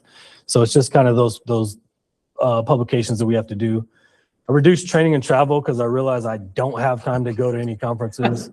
So I just took that out of there, both in meetings and conferences. And then we moved the Tyler Tech premiums for the finance software into the IT budget. So you'll see us move a lot of those into that budget just because it's kind of just easier to have it in one spot than try to search for it all around. So we did take that out of there. Human resources budget, revised benefits. We added background checks. We realized that, obviously we're gonna have to pay for those as we start to hire more employees. That is a cost that we'll have with our software. And then we moved the NeoGov software to IT. So one of the things we talked about, just kind of making it easier for everybody to see if council wants to look for subscriptions or you go to IT if it's a computer program. So The IT budget got a lot bigger. yeah. All of ours got smaller, so that's good. We're saving money on our side. Go, Robert. And here's IT. It doesn't make sense. There you go. Cost of doing business is basically what IT is. I mean, it's the way we got to go. Revised benefits here, but we increased the Pinal County IGA. That's for equipment. As we get new employees right now, we have to deal with the county that they're supplying us with our laptops and some of our monitors and different equipment that we have. So we put that in for our new employees that are coming up. We added the softwares that we added. I mentioned that we took it from finance and the NeoGov from HR. So those are added here into this budget. Community development. This was one that we spent like hours and days. And I mean, we changed this thing up till the last minute just because obviously that when we take over the permitting and zoning and all that kind of stuff, this is going to be the big one. So this is where we were moving things around, really trying to fine tune this the best we could, meeting after meeting. But we added the senior planner. We revised some benefits in there. We removed some miscellaneous supplies, increased office supplies, printing and publishing. If you guys know, a lot of the notices they sent out, I mean, that's probably going to continue. So we're going to have some money in there to do that. Training and travel for staff. They are going to have to go to training and travel. That's just the way it goes. They got to keep their certifications up. They have to be aware of what's going on. So those things we put in there. We added the code compliance IGA at 50,000. That was So I moved that out of police. that and wasn't the put it PD into this budget. group. We did move that into here. Kind of just fits in line with what we're doing. Planning and zoning review, we added that. We removed the engineering and planning. So it's just really changing the names to be what they actually are more so than anything and just allocating it more correctly. But to be clear with respect to what does that mean, we've got Gilbert, who's the community development director. We're hiring a senior planner. If we get a deluge of zoning cases and planning cases, then they can't handle them all. We're going to have to lean on consultants in those types of scenarios to pick up that slack and to serve as an extension of our staff. So as we're moving some of those around, we did take 100,000 out of the general plan. Doesn't mean we're not doing the general plan. It just means that those usually take a while and they're usually over a couple fiscal years. So we anticipate spending 100,000 on it. Obviously, if we start it, we're going to finish it. So it's probably going to be in next year's budget for whatever that remainder is. But we did allocate 100,000 of it for this year's budget. And that's for the general plan. We moved the Tyler Tech out of there. We increased fuel and we increased protective equipment. So PP&E for the employees. Changes the parks. Again, we revised the benefits. Those went down a little bit. We did increase the special events budget And then, as everybody knows, we're doing the July 1st celebration, and we're looking at doing the Founders Day in September. So we added money in there for that budget, and we are doing fundraising on the side. I don't know if you want to talk about that or. Thank you to all the people who have shown interest in sponsoring our upcoming town events. Changes to police department. So basically, we added the off-duty officers. We thank them for being here at the council meetings, but we also probably will need them at these events, the Founders Day event, the July 1st event, to kind of help out. So we did put some money in there for that. And then we moved the code enforcement to community development. You see that? So that's the negative here. Changes to the court budgets. We increased contractual services for $750,000. That's coming because we're still massaging that how that's going to look and what services we need to provide versus what services the county is going to provide. And again, we don't know if we're going to have to hire our own magistrates or our pro tems or whatever we're going to need to do. So we put some money in there because that's obviously a service that needs to be provided. We need to have ample money in the budget to be able to support anything that comes up within that department. So we did increase that a little bit. Public Works, we just reduced salary. So as we reevaluated the positions, we had a position change. So we just dropped the salary in that. So the changes to capital improvement. So that we talked about this a little bit last time, and we talked about it as a result of the manager's budget committee or the budget task force. We had talked about the $1 million that we want to put in for something like splash pad or something to give us some kind of activity. Again, the challenge is finding land or anything else to go along to put it on, but we got some money in there just in case. We want that opportunity to be able to have something. And if something does change or a new idea comes up, that's at leisure of the council to be able to change that line item to be something else if we want to, or to go forward with the splash pad. The contingency budget overall rose by about 10.6 million. That's just through the availability to be able to spend more money, going from 79 million to the 91 million. So that changes that delta, that contingency being able to be spent if we so choose, or we have ample revenues to support that contingency. So just Again, to be clear with the folks watching online and in the audience, that's not real money. That's not money that we have. That's money under the expenditure limitation that we may collect. We may collect 2 million. We may collect 10 million. We don't know until we work through this year. But as Gabe said, we have to balance the budget up to the expenditure limitation. And so due to that increase that we found out about on Monday, we had to make this adjustment, and this is the delta in that increase. And I think it's just important to know too that the money that we have here, if we chose to go do something, it would obviously be a bigger type project. It would come before council to be able to do anything there. And it is, if you look at most municipal budgets, they all seem pretty high.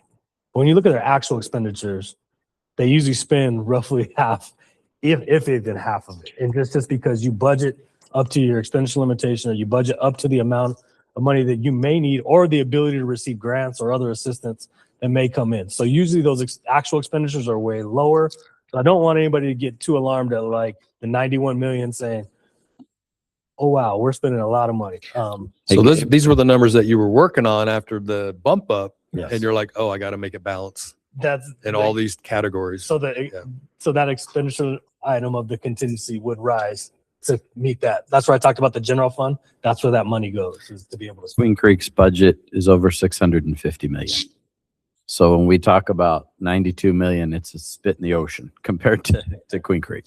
As Brent said, we don't have that revenue yet, though. Vice Mayor Hudgens has it. And to what Brent was saying, this is the reason why there's two categories for contingency, like a contingency reserve for what we know is coming in, and then contingency is for this extra. Is that how that's understood? Mayor, Vice Mayor, that's a perfect example. So what we try to do is, initially we had set out to have a 100% contingency, which is roughly that 27 million.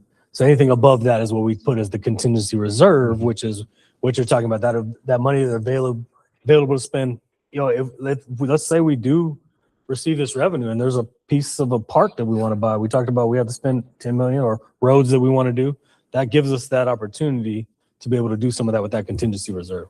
One of the disadvantages of being a brand new community, a brand new town, our revenues are unknown to some degree and impossible to predict because everything is brand new. We have I told you at the last meeting, we know more or less what we're going to receive from the state in terms of state shared revenues. Turns out that wasn't true because of the email we got yesterday afternoon. But that's the only known we have. We don't know what we'll generate from sales tax, and there's no way to project it. We don't know what will generate in development impact fees. There could be a downturn in the market and permitting could slow down. So what we do is we plan in, provide contingencies, and make very educated decisions, typically to the conservative side, to make sure that we can cover our expenditures and also save for future infrastructure projects. I hope that's helpful.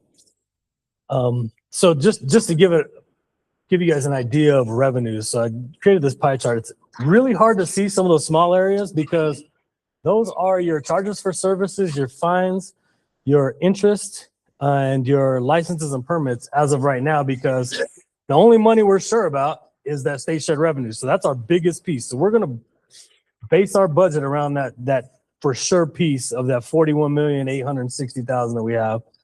Those other pieces were used and placed in there strategically, as Brent said. They're unknowns, but we placed them in roughly in the percentages that we probably anticipate them coming in categorically, meaning after state shared revenues, your biggest piece is usually going to be your local sales tax at about 20%. So about 20% of that delta from the state shared revenue to where we got to get to the expenditure limitation is probably going to be that number around the 10 million. Then you start going down to permits and you go, which will be our next biggest thing. The other things are going to be smaller. Now we'll find out what that actually is as we continue to grow, but these are based off of our percentages that we feel that are needed to fill those gaps, but still budget revenue in those areas that we know we're going to end up receiving money in, and we just don't have a historical baseline or a known factor such as ADOR's amounts that they're telling us for state shared. So you'll notice that chunk of the pie is really big in the state shared area because those are, as Brent said, the things that we know. So if for anybody watching in the audience and for the council, this graphic will look very different next year, and it will look very different the year following that. Anybody can go online, look at Queen Creek's budget, or Florence, or Coolidge, or Casa Grande, for cities and towns in Arizona that, I'm colorblind, but it looks like green piece there that has the 19%. That's typically 50 to 75% of a typical city and town budget. But since we don't have transaction privilege taxes yet, we don't have property taxes, we don't understand what our revenues are going to be from customers. You see Pac-Man swallowing the rest of that will change. Pac-Man is going to go away.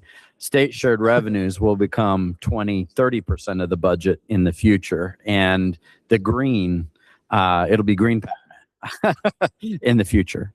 Now that 41 million of state shared revenue, that's not including HERF.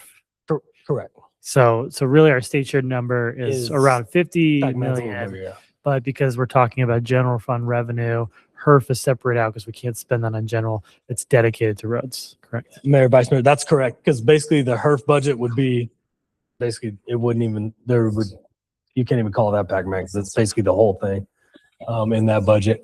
But yeah, that wasn't intentional, but that was a good observation, Brent. But yeah, so this I thought I was going to trick you by putting colors in there and you wouldn't be able to see it. I got a quick question. When trying to assess how much we're going to be bringing in, we're not allowed to collect fees until December 21st, right? Is that what I just heard? Yes and no. It depends on fees. So So when like you new define home, fee- what we just went through. Just a minute ago. So development impact fees, Yeah. yes, probably not till January we would start collecting any of those. So my question is with that, and I kind of touched on this on Monday, what's to stop the developers from bombarding us in these first 6 months, getting everything done and not having anything for the rest of the budget? So Absolutely. if I'm a developer, I'm like, hey, there's 6 months, it's free, let's go. What are we doing to mitigate that? Is that being taken and accounted for? One of the only things that's done is one of the things about DIF that we talked about was the fact that there is an adjustment for an amount for the capital or the construction sales tax. That will be voted on and become effective in October. So that does mitigate that a little bit because as you charge that rate, it does decrease the DIF rate, but we can start collecting that roughly probably the track that we're going on, roughly around October, because you want to start at the beginning of a quarter. So we'll probably start that the last quarter of the year. So that would stop a little bit of that bleeding, but basically the free window is July to September. Councilmember, you're exactly right. That's exactly what's going to happen, what's likely to happen. There's not much we can do to slow that down, but votes like the DIF coming up, votes like the Model City Tax Code get us on the right path, to recovery. And the sooner that we can get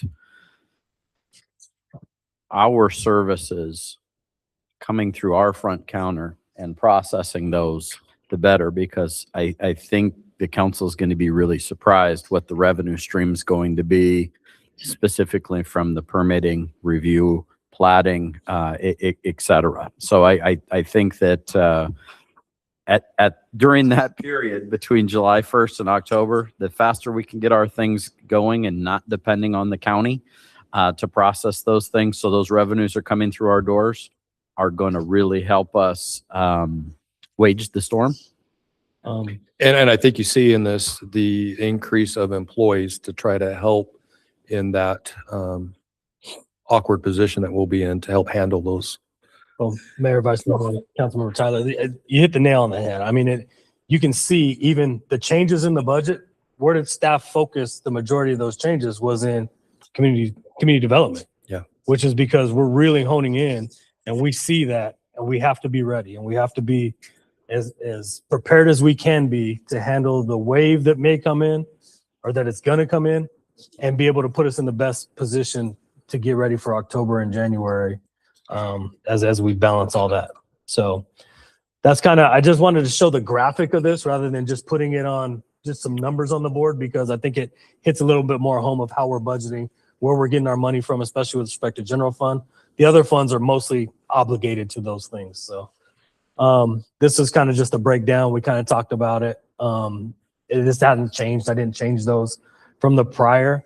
So what's going to happen though with the news that we got yesterday, which I had already printed this, made the slides, the state shared revenue. So Pac-Man will shrink just a little bit because we have to take out roughly 4.3 million or so, which is the change from the 99,000 to the 91,000.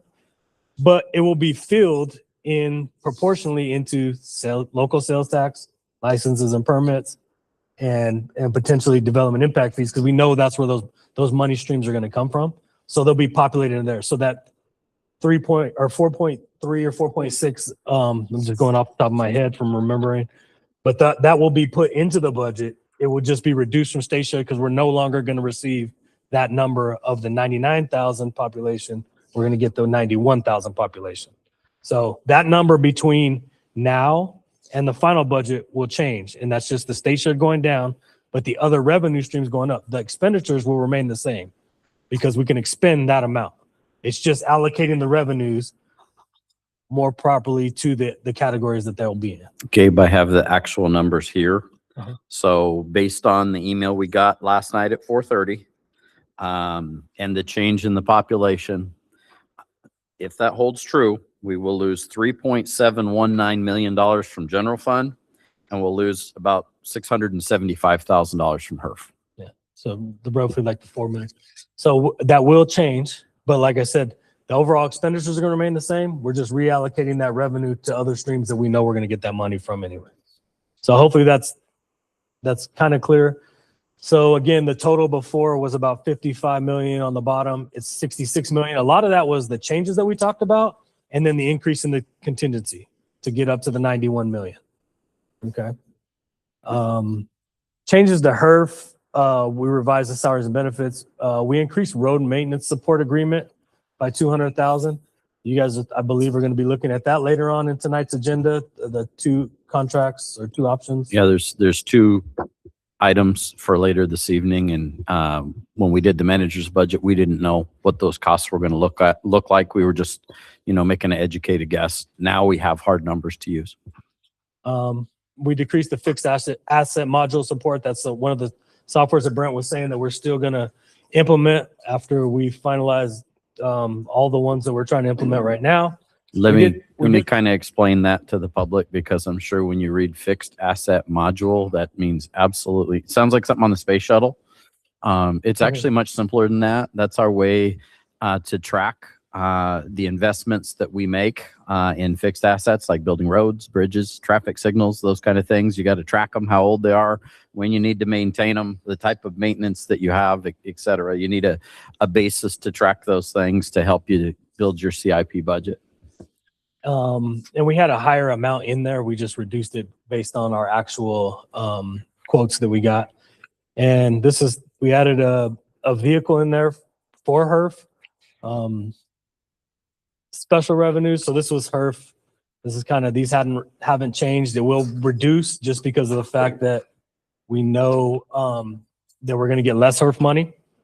I think Brent outlined that number. So that will be reduced. But again, the expenditures will remain the same. We're going to spend the same. We're going to budget to spend the same amount of money.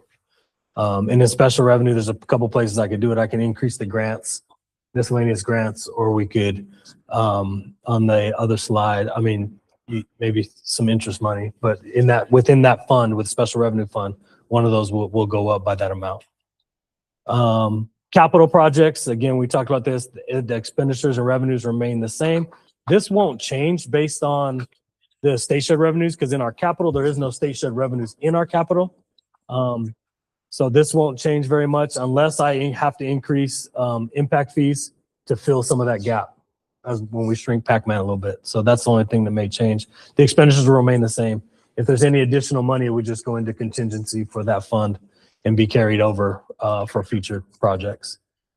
These are the projects. They remain the same. We did add the splash pad in there and the HERF vehicle.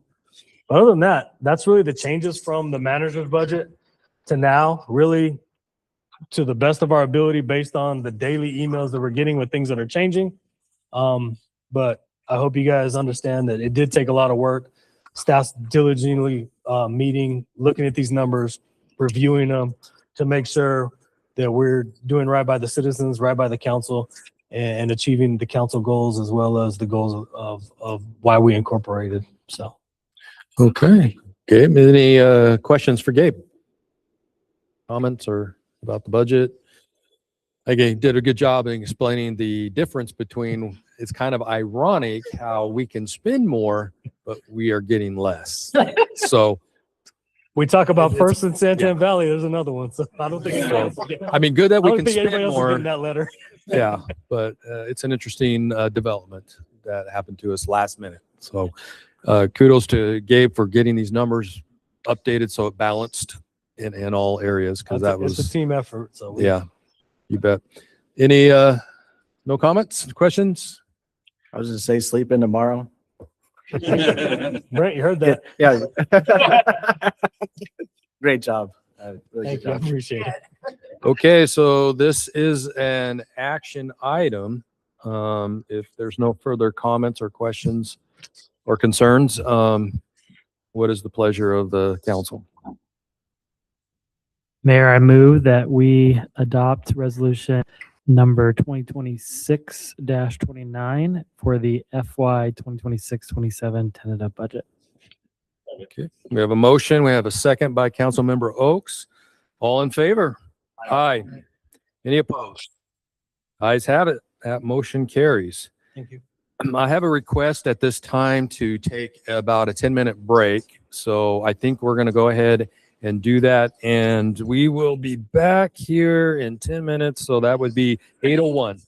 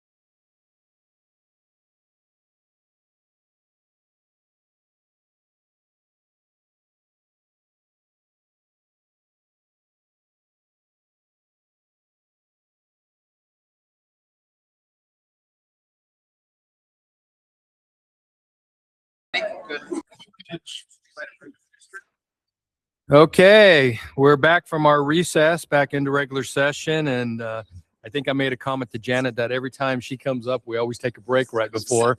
So, Every but time. Every we're time. just letting you prepare. Thank you. So we appreciate your time. So this is going to take us to item number 9B. This is our logo competition, design competition. It's a possible selection for final consideration. It'll have a presentation by Janet Dare, who is our Human Resources Director. This will be a presentation of the top 2 logo design submissions from the town's logo design competition and possible selection of 1 or more designs for further refinement and future consideration. Janet. Good evening, Mayor, Vice Mayor, and council members. I'd like to note that I am wearing a suit, so hopefully this goes well. We are smart. I am wearing a suit, so hopefully this goes well. All right, so before we get started, before I show you the final 2, I would like to start off with sharing some important information about branding and about logos. That way this can help you make your decision. So some important characteristics of an effective town logo. An effective town logo is simple, memorable, limited color palette, typically between 2 to 3 colors.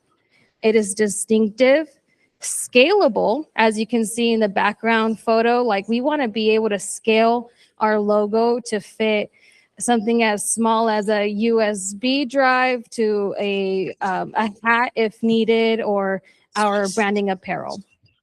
Something meaningful is another aspect of an effective logo. So we must be able to scale it to fit documents, street lights, vehicles, uniforms, social media, and marketing materials. Typically, complex designs often fail because they don't scale well and become unrecognizable, even if you have the correct files. Sometimes too much detail, you'll lose some of that detail when you try to scale it to different items. I would like to talk about a logo system. A logo system is usually made up of several components, not just one logo. Typically, a system is made up of 1, a seal, which you use for legal documents, ordinances, resolutions. So in this case, the seal serves official government communications. The second one is either a mark, a symbol, or an icon. So it can be a brand mark creates instant recognition. And I posted some examples right below. Those, the Apple, the Nike, the Target, the McDonald's, those are marks and symbols and icons that people can just see and know what branding that is.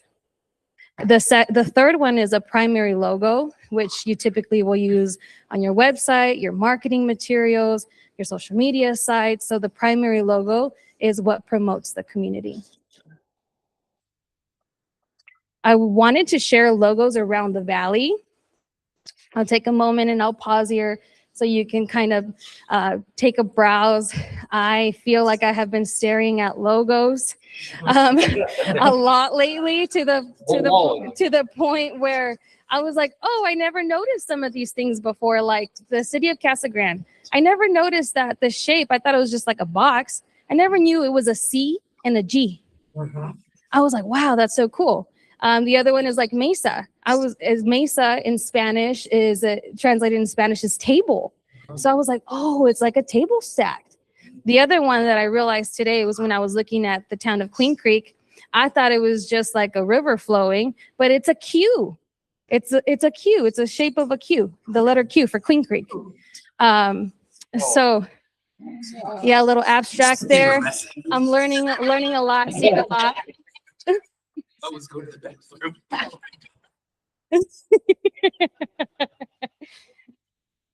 I'll let you take that in. Councilmember Wolford. So I did try my best to pull every single logo from every single city in town.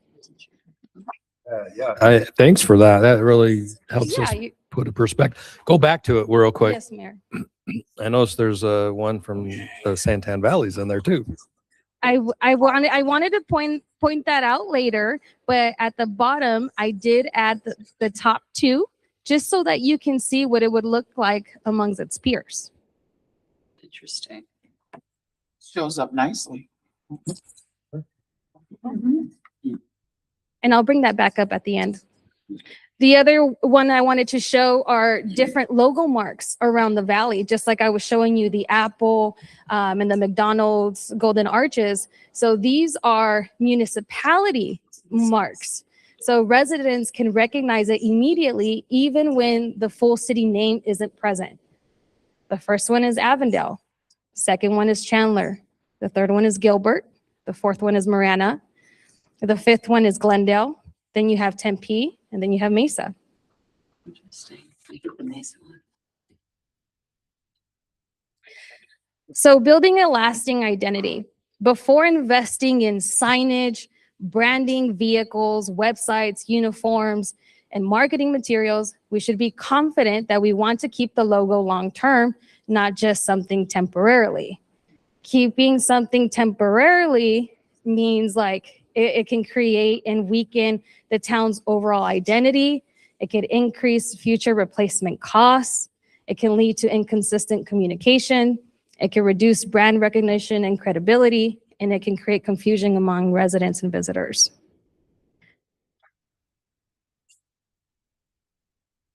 So now our proposed timeline.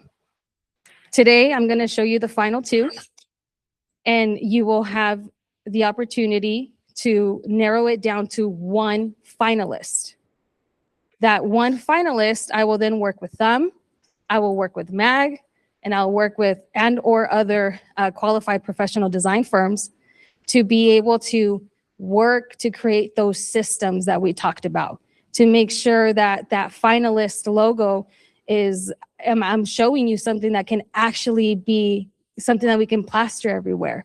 It does it scale correctly. So I do want to emphasize that by you choosing a package today, it doesn't mean that it's the final one. It means that you're choosing that person as a finalist, so I can then continue to work with them, to be able to then work with them and other professional firms to come back at a future meeting to present to you something that will actually work for the town.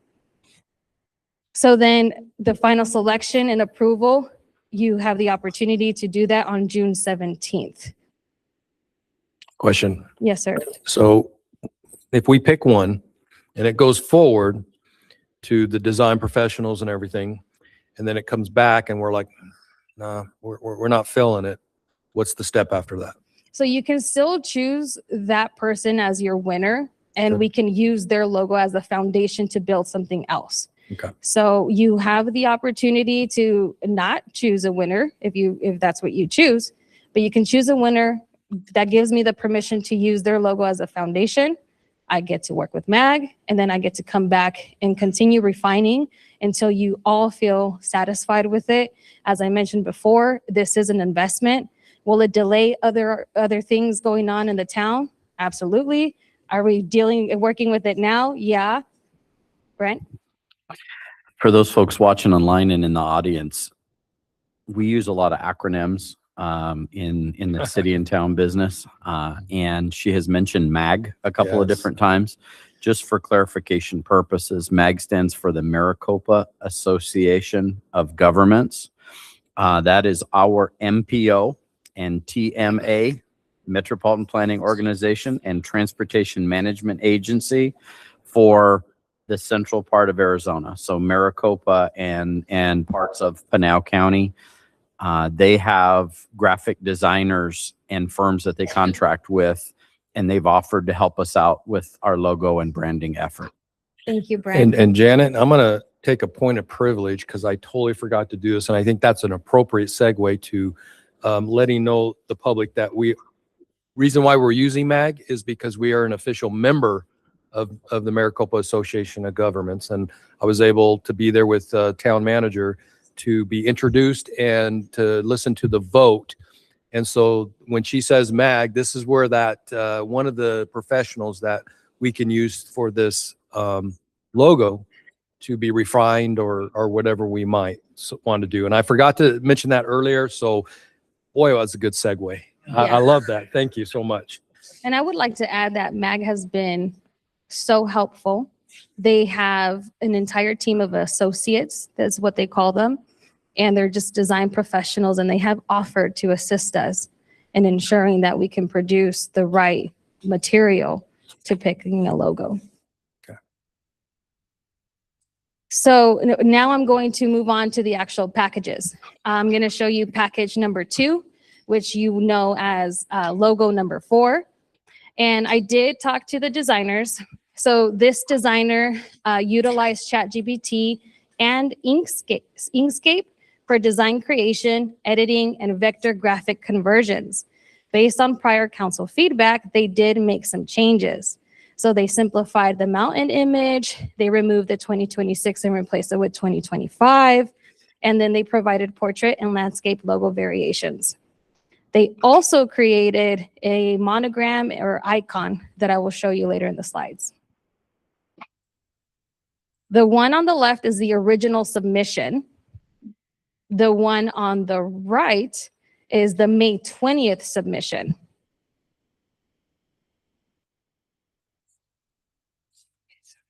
The one that they submitted for to be considered today is the June 3rd submission.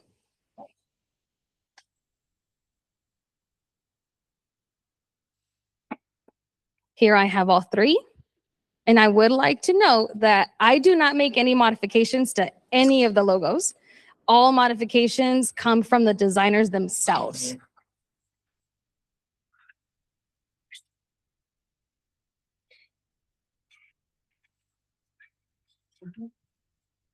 Here they show it in color, black and white.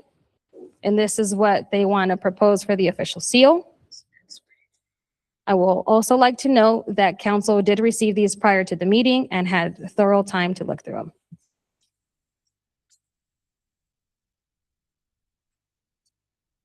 A vertical logo. And then the vertical logo and the seal in one. These are different shape options that they provided.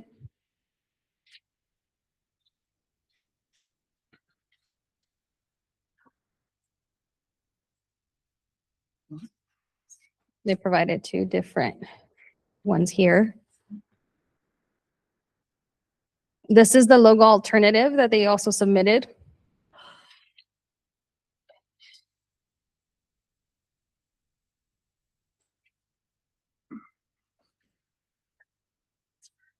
And this is the official mark monogram icon.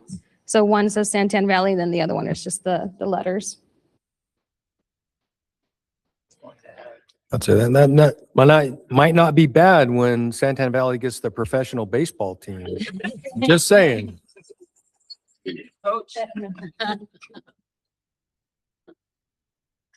Now we will move on to package number 1, which you know as logo 22 from the designer. Feedback was given to provide a seal that matches the rest of the branding package. The designer developed a logo system using Canva as the primary design platform. The designer utilized Canva for the logo mark, the font, the layout, the color, and even the brand guide that they provided. The mock-ups included in the package were created using AI to demonstrate how the logo could appear in branding materials. The top one is the original submission, and the bottom one is from the last council meeting, the May 20th.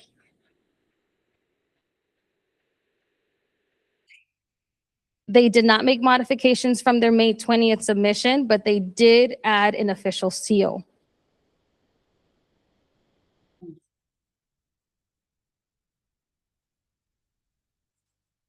They also provided a simplified seal.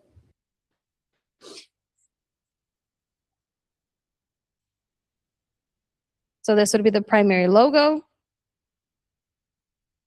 the alternative stacked logo, the logo mark or monogram,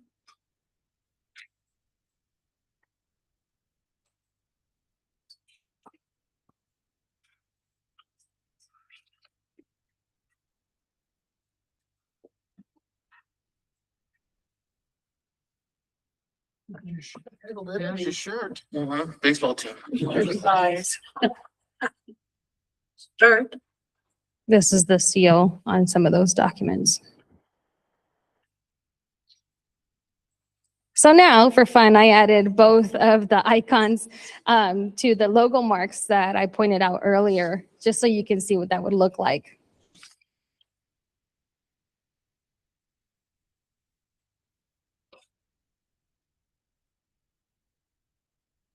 And here I am bringing it back with the rest of the logos. And then I even removed one of them so you can see what that would look like.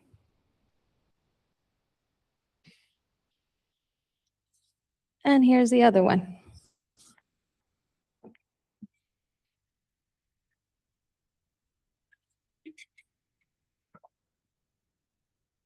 And here are your two.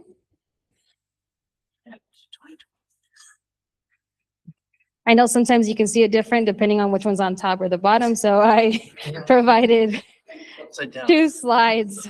Side by side? I know, not the side by side, just because of the way it's. I'm sorry, I just formed. had to say that. No, You did no, great. no. You have done No, a no, fantastic job, Janet. No, I can only do so much here. This one. Because you're wearing a and suit, This one. as Vice Mayor said.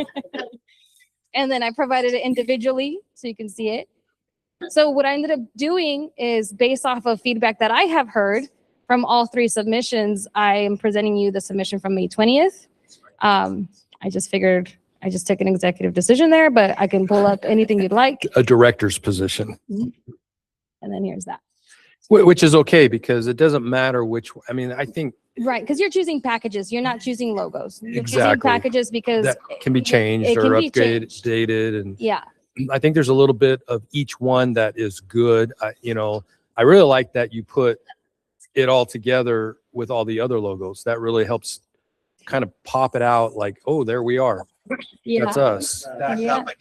And I'm not saying which one I'm leaning to. I'm just saying for both of them to be in there with all the other municipalities, I think that was pretty neat. One So, you can find. Right. yeah, So now let's discuss. the easy part. Tell me where you want me to go back. Tell me if you want me to emphasize on anything. I'll keep Okay, it. council? I don't know. Honestly, I think I'll keep it here What was, for now. for the first package, what was their reasoning behind their design? What's the mean? Every town has Yeah. a meaning behind it. Right. What was their meaning behind theirs? I would have to pull it up word for word so I don't misinterpret it, but I want to say they just, you know what? I don't want to speak on that behalf. Is it I this can one or pull it the up other though. one? This This one one? right here. In I- our do you guys in our remember? first package, they Yeah. did, he did kind of lay out why the colors, why the V, why Yeah. one represented Hunt Highway type of thing. And he had some drawings, hand sketched. Janet, we're going to try to find that to help you Yeah, out. I did.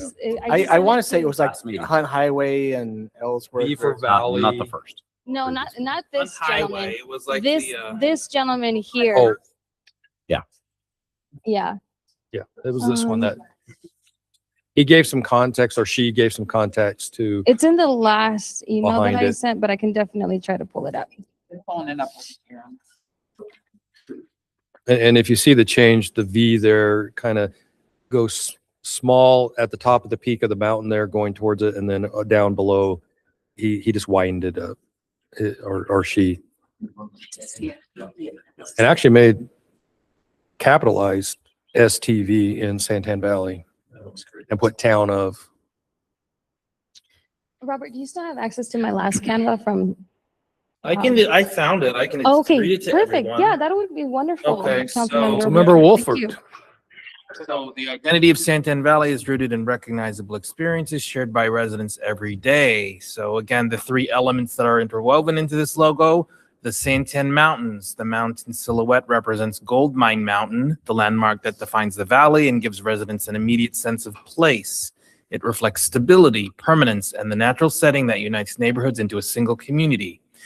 The V monogram referencing Santan Valley and strengthening recognition of the town's name within the You mark. could go to the other logo. I think he's And then- talking about that. Oh, yeah. So that's the package 22. Hunt Highway. The roadway reflects Hunt Highway, the path that many residents travel each day as they leave for opportunity and return home to family and members. Its upward movement suggests progress, growth, and the shared rhythm of daily life in Santan Valley. I imagine kids learning this, in school. So, History. yeah, like 5 C's, and then what does the logo mean?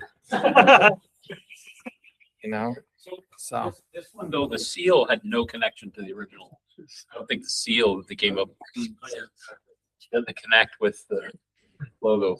And that is always something like if I can work with MAG to come up with a seal that complements it a little better. I did like between the two seals, I thought the simplified one was really nice. Yeah. But if there was a choice between the two on this one, and then I think when you work with MAG, if we did do this one, transposing some of the icon Logo into the seal, I think would help. with small touches, because like that little sun with the little star in the center of it or hollowed out or something. I like with the seal that they added to this package, the fields.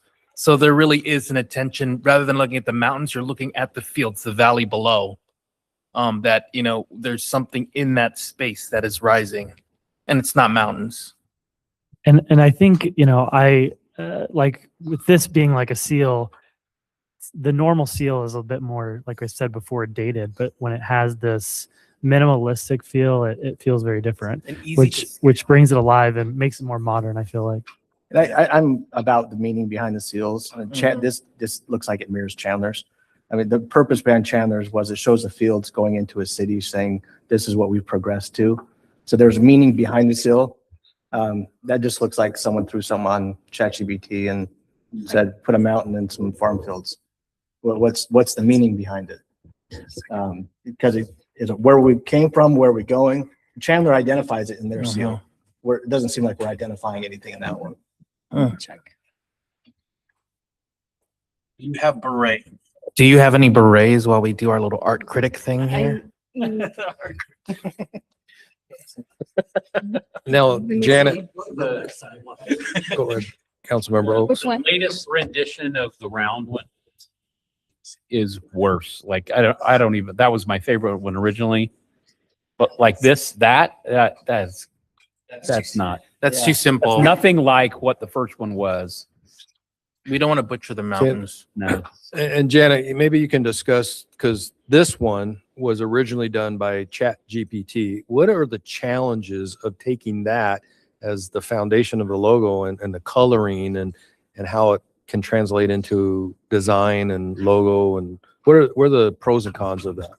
One of the biggest challenges is that it's all done as one image instead of different shapes brought together to be able to move it and scale it, to then be able to vectorize it, to use it in different size marketing materials. That's the biggest challenge. I'll turn it over to Brent. Can you go to the slide that shows their first one, second one, third one? There you go. Yes, sir. This one. So if you look at the one on the left, which is the initial submission, that can't be used as branding. There's too many colors. There's too many variations in color. It has to be 3 colors or less. So you can see the gradation on the sun and the different colors on the ground. That doesn't translate to printing on a piece of paper or sewing something on a hat or even vinyl printing to put something on the door of a car. So that's why you see that progression from a whole lot of colors to 3 for the 2 on the right. The other issue with these last 2 iterations, particularly the May 20th and June 3rd, I was reached out by somebody at Queen Creek that this one looks like their logo. And so that The police department has an updated logo. their police department logo and specifically. And honestly, that's the issue with using ChatGPT to generate a logo, is it's drawing from other sources. And so I've done a lot of design work, graphic work in my professional career. And, when you generate a ChatGPT logo, it's not creating a vector file. So when this person has to update this, they're having to enter a new prompt. And it's not like a vector file where you can edit and do that, which is why they're using Inkscape to try to make it a vector file so that we can use in the future.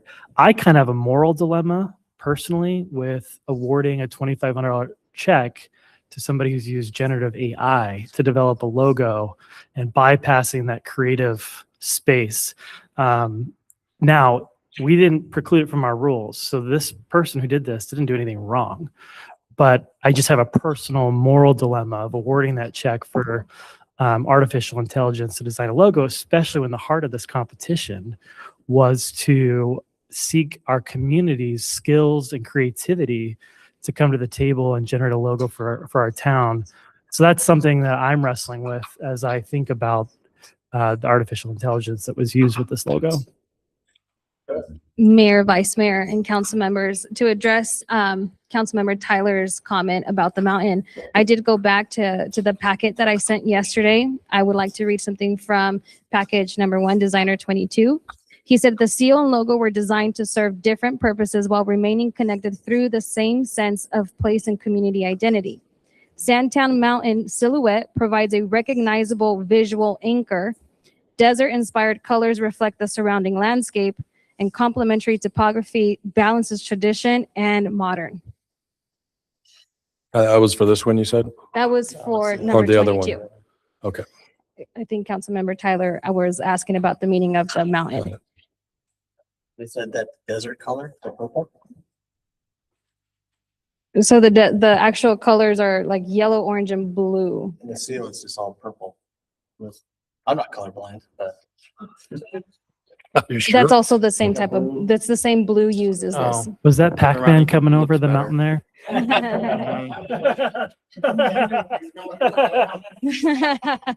He's trying to eat everything. He's coming for the budget. He's coming for the budget. Goal number 1, protect the general fund. Okay.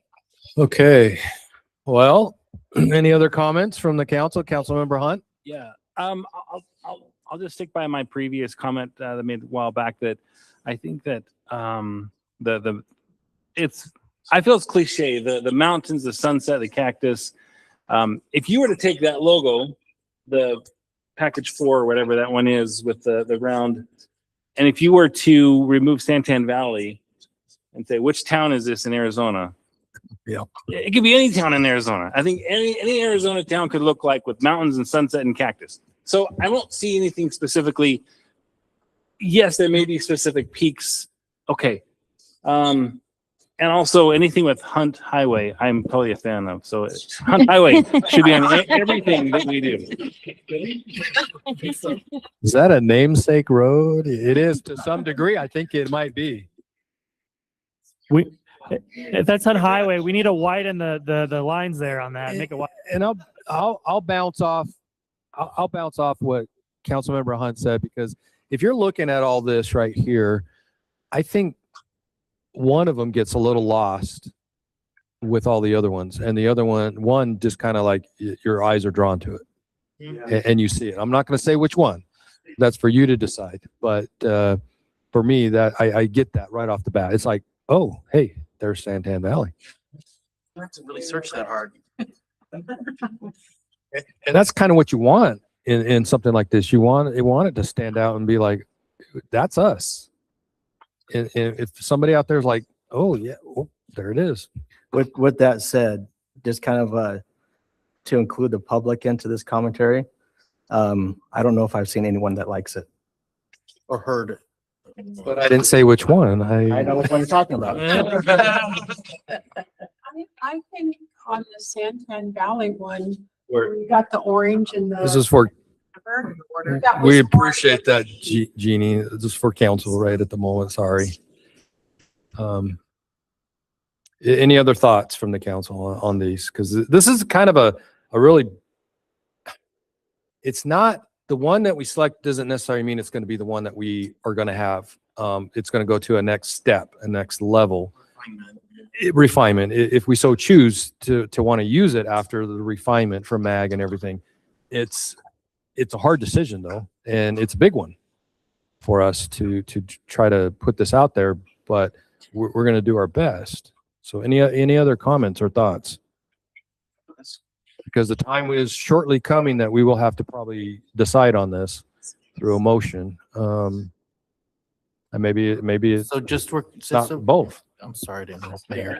Just so we're clear, Can we see again, package one, package two? So when we do entertain the motion, we reference the correct package number. Yes, this is package one. Councilmember Oaks, you had a comment? We have to wait till the 17th to vote now? Is there a procedural issue that says we're waiting for the 17th? Let's turn to the attorney really quick. It's about time frame. If we want something by July 1st or anything, that it's a So- time frame thing. The So- reason for the 17th is we're gonna narrow it down to one tonight, Mhm. and then that will give time to work with MAG, and then the 17th, we would adopt the official. You would adopt the Final official logo on the version. 17th. Or not. The designer will be invited. That's where we could present them the check and declare them the official winner if you choose a winner for the competition. Can it be done sooner? Yes, it can. It can be done sooner. However, depending on the logo, I'm sorry, go ahead. No, Mayor. I was going to say, because we want to give the opportunity for the professional to look at what we move forward to give some input and maybe design that might be more beneficial or About both of them? no, one. Because we're going to pick one right now to move Right now. forward tonight. If that so is the council's pleasure to pick one to move forward, to go to that next step where the professional would look at it and then it would come back to us on the 17th. Mayor, I just wanted to make one additional comment. I'm not too fond of the insignia or logo from package two. It just reminds me too much of like the Seattle Kraken or something like that. Yeah, the little wavy T. I don't really find that appealing. And it's fine because what they submitted doesn't mean that that's what it's going to be for us, but it was their design concept that they wanted to add a little difference to as an option. So if we selected this one, then that would go forward and maybe there'd be some professional input on Let's- that would make it better. Speaking hypothetically, Mayor, Vice Mayor, and council members, for example, if you were to choose package two, I would connect with MAG and the designer and I say, hey, these are the three. Which one is actually realistic? Which one of these can I actually vectorize? Which one of these is going to lose its composition? Which one of these is going to be completely different? So then based on their feedback is like, hey, the one from the original submission is going to be the best one. Hypothetically speaking, we'll choose that one and then we'll work around it. If you were to go with package number one, hey MAG, these are the two, which one, what's your professional opinion? They look at logos every day, they're professional designers. I'll take their opinion and then I'll bring that back on the 17th. And I can say, hey, they didn't really like the official seal, maybe it doesn't complement it. What suggestions do you have? Any questions on that one or that explanation? Okay. We don't want to beat a dead horse dead. So there's a point that we have to move forward with this. So is there anything else, Janet, that you need to present before us? Any other comment? No, sir. Okay. So we've seen the packages, the two packages, originals and updates. So is there any final comments or is there a motion? Mayor, I move to select logo package number one as the preferred finalist package for further refinement and future consideration, and direct staff to use the selected package as the foundation for development of a final municipal logo and branding package to be presented to council for possible future selection and adoption. This action does not constitute final adoption of the town's official logo or selection of a competition winner. Okay. So we have a motion, and I believe I heard a second by Councilmember Oaks. I just want to make the comment that when we go through our vote, it's a yay or nay. And if this doesn't pass, then it'll come back to the council for another motion, which I would assume would be the other one, or whatnot. So, or tabled it. This could be a tabled Do you want motion. to do a roll call? I would like to do a roll call on that, please. You So, ready? Yeah. Okay. Vice Mayor Hudgens, Yes. Councilmember Hunt, Aye. Councilmember Jenkins, Councilmember Oaks, Yes. Councilmember Tyler, Nay. Councilmember Wolford, Aye. Mayor Schneff. Yay. Motion carries by majority. Okay, well, like we said before, this is just going to move forward to another process. It's not the actual final adoption of it, and we will see what comes back to us. With that, we're going to go to item number 9C, resolution number 2026-30, lease agreement with Florence Unified School District, or FUSD. This will be possible action to approve an agreement between the town of Santan Valley and the Florence Unified School District for use of facilities to provide temporary space for town operational support functions and related municipal services.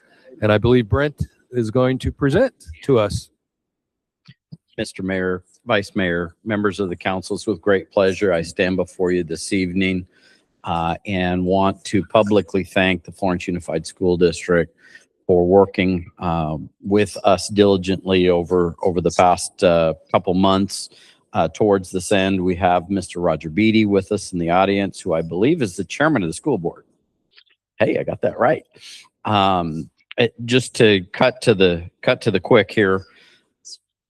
The town is essentially proposing to rent 1,700 square feet from the school district, 2 classrooms in the wing of the Circle Cross Ranch School.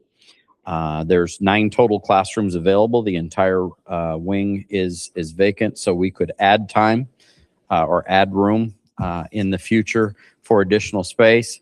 If you haven't come to see us during business hours, we are over full in our space, and we have people sitting at the counter now, and Alan doesn't have anywhere to sit anymore. So we cleared off the snack table this week for Alan, so he'd have room to sit in the office. It really is a unique space. It'll have a separate entrance than the school, and at a, in my opinion, very reasonable rate. We appreciate their partnership. The lease is essentially for a year, but can continue month to month. And I believe they're happy, we're happy, and I'm happy to bring it before you this evening.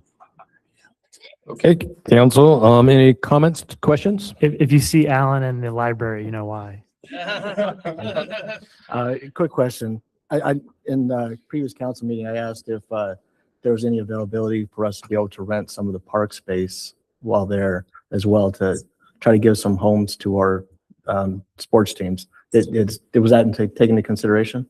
It's an ongoing discussion. The school does provide some of their park space for sports right now. But yeah, that's an ongoing discussion item. That would be a separate item. Separate agreement. This would be the lease agreement on the rooms. Yes. Councilmember Jenkins. Now, would you be using both spaces, the one here and the one there? Yes, ma'am. Okay. Now, would that be like a certain time frame until this lease here ends, or what are your thoughts on that? We need a front counter for folks to come to, and someplace that is available to the public, and obviously utilize these chambers. So there's no immediate plan for us to vacate here. The school space would not work for our day-to-day operations, because we have to be separate from the kids. So we'll send departments like Roberts and Chris's and Gilbert's that don't have everyday interaction with the public, but they'll still have their meetings probably in this building, in these 2 rooms. They'll probably have to meet with customers at this building. The good news is it's right down the street. We just can't have customers walking in and out of a school without a lot of difficulties. It really is workspace, and is helpful and useful for us. And it's also, I know this sounds strange, but it'll be a quiet space away from a lot of the headaches by being over there by themselves to do their engineering plan review, building safety plan review, those types of services. And the intention here is not to send, are you done? I'm sorry. Okay, I didn't mean to cut you off. Is not to send public members to these offices, because it is a school. There are students there, so it'd just be for employees only, and they have their own access. Is there an expanded view? Like, is that gate like next to those to get in? It's a separate access from the school, right? Right. They won't go in the front of the school. They go in the side. I'm having a hard time seeing what's going on there, but there's actual fence, and there is a separate access gate through a fence, and then they'll go in to the end of that wing. Okay. So theoretically, they should have no interactions with any students. Yeah, we looked at two different school sites, this school and Magma Ranch School. They both have a vacant wing. At this particular school, it's located in the town limits, and it's the bottom floor that's available. For Magma Ranch, it's not located in the town limits, and it's the top floor that was available. So that made this site an obvious choice. And you obviously walked it to look at the accommodations to make sure. I have not walked Brent. this wing. We've been to both schools. We fully walked the wing at Magma, Okay. but I did not walk the wing in this. How big They're are the exactly the rooms? same floor plan. Square feet, rooms. The rooms are 850 square feet Oh, okay. apiece. They're big. Each. They're just big, wide Okay. open rooms. So one of the things you probably saw in the budget is an outline item said FF&E. That stands for fixtures, furniture, and equipment. We'll have to buy desks Got it. and chairs and That tables. was my next question. You're ahead of the game. So the intent is to put the employees in one of the room and have the other room as like a conference room. And how will internet access and IT and all that work at these rooms at this building? Great question.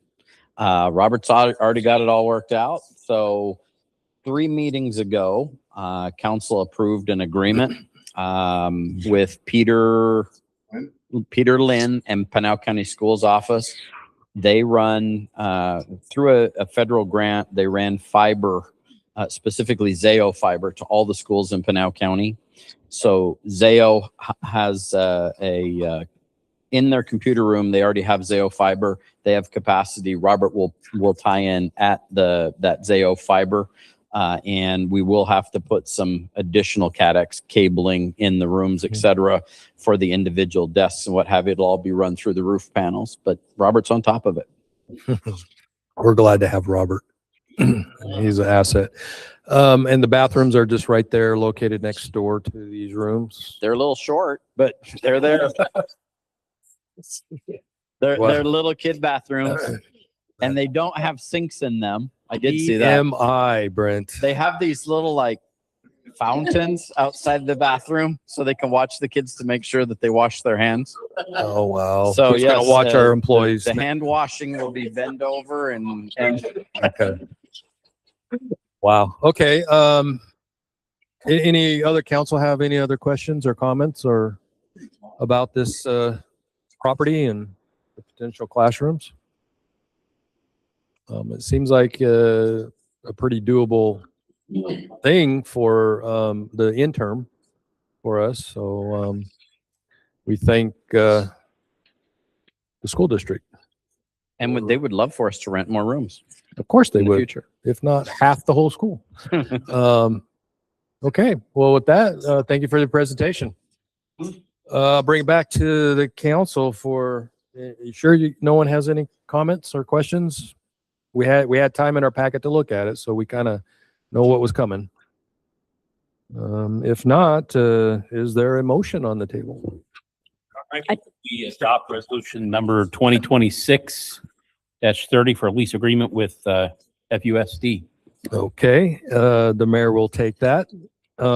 Second. Councilmember Wolfert, second. So we have a motion and a second. All in favor? Aye. Any opposed? Ayes have it. Motion carries. We look forward to a partnership with the school district. Thank you for being here. Okay, moving on. We are on item number 10, council member request for future information and future agenda item consideration.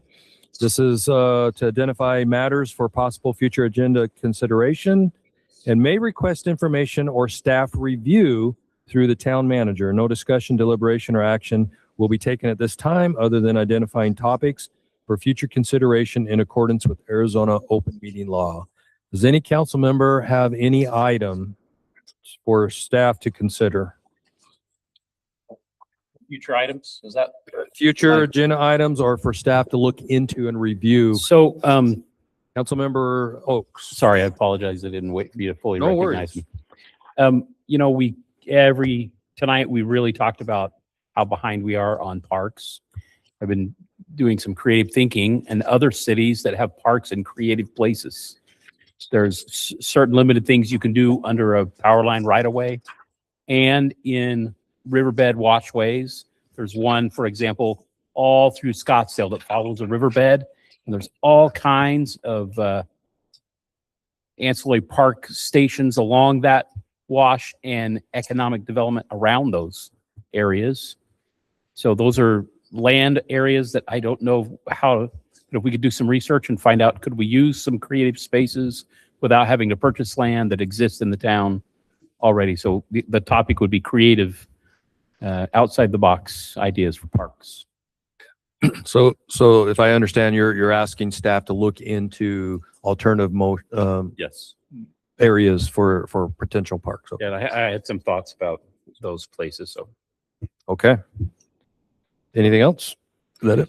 the other was just I mentioned last time, so I'm repeating myself about annexing. There's so much talk going on about Queen Creek annexing areas, and people in those communities are saying to me, "Why don't you annex us, please?" And I feel like I know we're busy doing other things, and maybe I at least want to understand the laws or regulations associated with annexing, what Creek Creek doing, why we do nothing, what can we do, how do I explain that to people? I want to know the answers to that because it's in the media so much right now.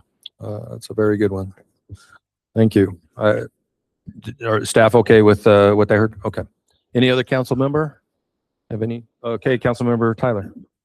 Can we look in partnering with Pinal County for was it Pack a Bus or what's that?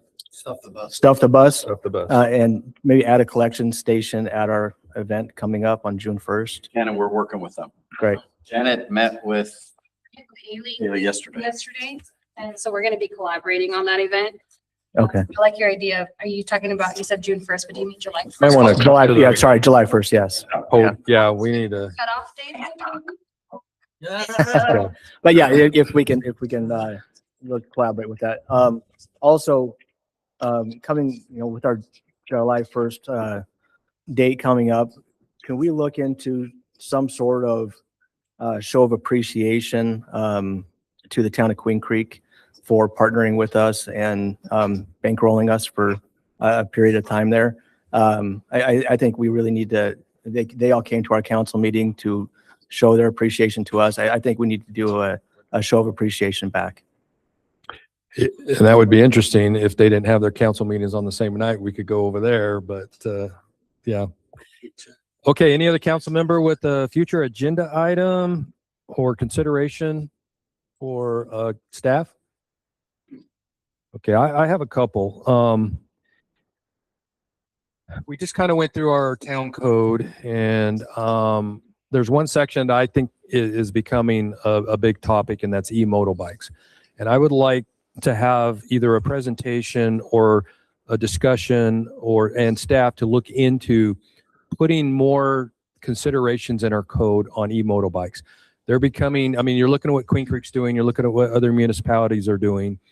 They are becoming kind of a hazard, an issue, because some of them go faster than 25 miles an hour, and there's no regulations or stipulations put on them. I'm all for having fun, but when they're driving in the middle of a road and they're not yielding to traffic and they're not required to have a license or wear equipment that's safety, it's becoming a problem. And I've seen it in Santan Valley. I've experienced that personally. So I think we need to put that on there. The other one is, I think we need to, because I think it's important for us to start having it either on a future topic discussion, data centers. What are the requirements, stipulations that we as a town can be putting in on those? They are going to come. There are going to probably be considerations here in Santan Valley. And I know it's in the I3 designation, but data centers can be there could be a little more to that. So if staff could look into that, and maybe come back with some considerations, presentation, whatever. Those are the two I have. Okay, Councilmember Wolford. I particularly enjoyed our last council meeting when he had those high school students and the community involved. So I would like to see if we could look into potential other recognition programs for our students. Again, our collaboration with the governing boards is really remarkable. Again, as evidenced by tonight with the renting of those classrooms. So if we could continue that partnership, I think it'd be great, not just students, but teachers too. So. Okay, thank you, Councilmember Wolford. Anybody else? Any other council member? Okay. With that, we are going to move on to item number 11. This is citizens desiring to speak on any issue within the jurisdiction of the town may do so at this time. Comments shall be limited to 3 minutes per person, subject to adjustment based on time constraints or meeting management needs at the discretion of the mayor. All comments shall be addressed to the town council as a whole. At the conclusion of the call to public, individual council members may, 1, respond to criticism made by those who have spoken, 2, direct staff to review or follow up on a matter, and or 3, request that the matter be placed on a future agenda.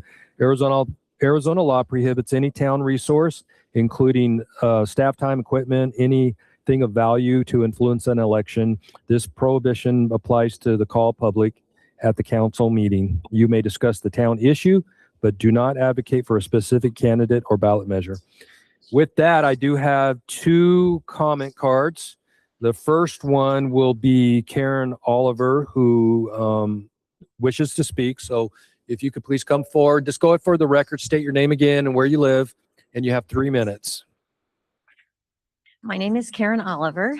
Mayor, council members, thank you for providing this space for our community to come up and speak our concerns. I live in Pecan Creek South.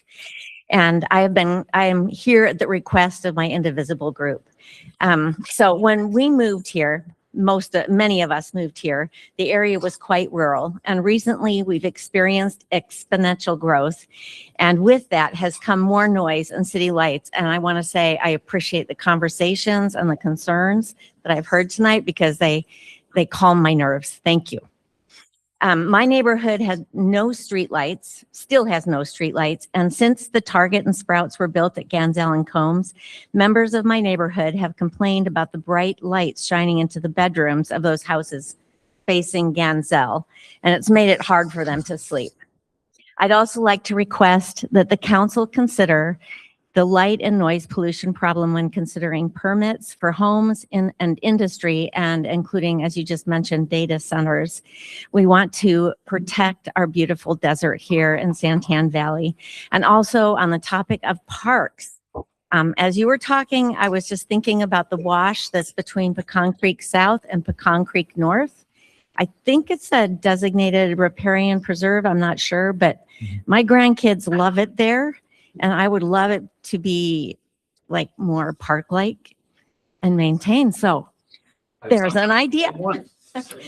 Thank you anyway. Thank you very much. Thank you for your comments. Next, I have Jeannie Stockton. If you would come forward, please, for the record, state your name, where you live, and you have 3 minutes. My name is Jeannie Stockton. I live in Johnson Ranch. Mayor, vice mayor, council members, town staff, and members of the community. I'm waiting to get a fishing pole for Brett and Gabe so they can play that Gary Busey game with the numbers. So I'll see if I can get that to you tomorrow. With all due respect, I suggest that you step away from the fees associated with yard sales being held by the residents of Santan Valley. Some people supplement their income by buying auction items and selling them at yard sales. Times are tough enough for many people without the new town stepping in and cutting off a revenue stream. How are you going to manage the yard sales if the individual HOAs coordinate once or twice a year? Will the community yard sales count towards the annual limit? How will the town collect the fees for that? Will the HOA be responsible for submitting the associated fees for each household that participates? If the resident doesn't get a yard sale permit, will they be ticketed? Will they be arrested? How much will the fine be? How will you handle habitual offenders? Does the fee charged offset the cost of administrating the permits? Will you be spending the employees' time wisely? Don't we have bigger fish to fry right now? When you start implementing restrictions on yard sales and charging fees, people may start accumulating things instead of disposing of them or upcycling them, which could lead to other problems, junk in the backyards, attracting rodents and snakes. Are you going to also charge people that sell items on Marketplace? Controlling the ability for residents to use their property for legal activities to make a few extra dollars seems like an overreach and should not even be considered. Focus on charging fees for group homes to offset the cost of police interactions. Focus on charging fees to offset expenses related to vehicle repossessions. Focus on the major items that will make our community stronger and better. Focus on collecting fees that make our community safer, not more restrictive. I feel that the yard sale fees and restrictions should be eliminated or at least tabled at this juncture. I wanted to point out that Brian Tyler attended a Chamber of Commerce meeting. Thank you for doing that. We probably need to look at cleaning up the lot next to Winco. Has anybody been over there? It's a vacant lot and it is atrocious. Maybe the town could do a cleanup day or something. And are you going to do background checks on people that run for the town council because now they're going to become employees? Just a question. And when would you do that? Before they run for election or after they were elected? And as you're doing your planning and zoning, the street widths need to be allowed to be wide enough to allow on-street parking. So we're fighting that in all of the existing HOAs now with parking. So please, make the streets wider. That's it. Thank you. Thank you, Jeannie. Thank you. Okay, those are the two comment cards I have. I'm going to go ahead and open it up for anyone in the audience. If you have a comment that you would like to come forward, please do so. And for the record, state your name and where you live in 3 minutes.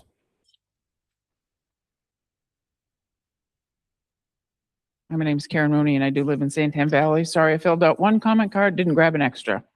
Good evening, Mayor, Vice Mayor, and council members. Just have a couple of questions. One was on the budget report presented by Gabe. And there was discussion on the Santan Valley Urban Core. And Mayor, you hit the nail on the head. You took away my thunder.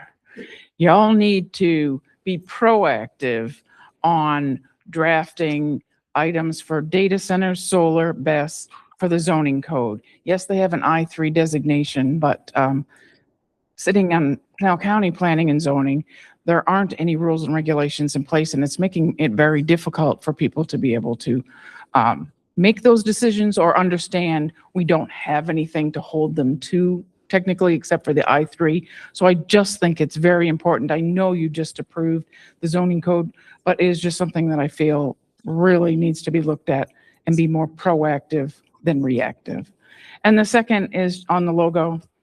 I know I'm very vocal on that, but I was just curious, were the applicants actually given any guidance beforehand? Because both of them used some sort of chat GPT or AI.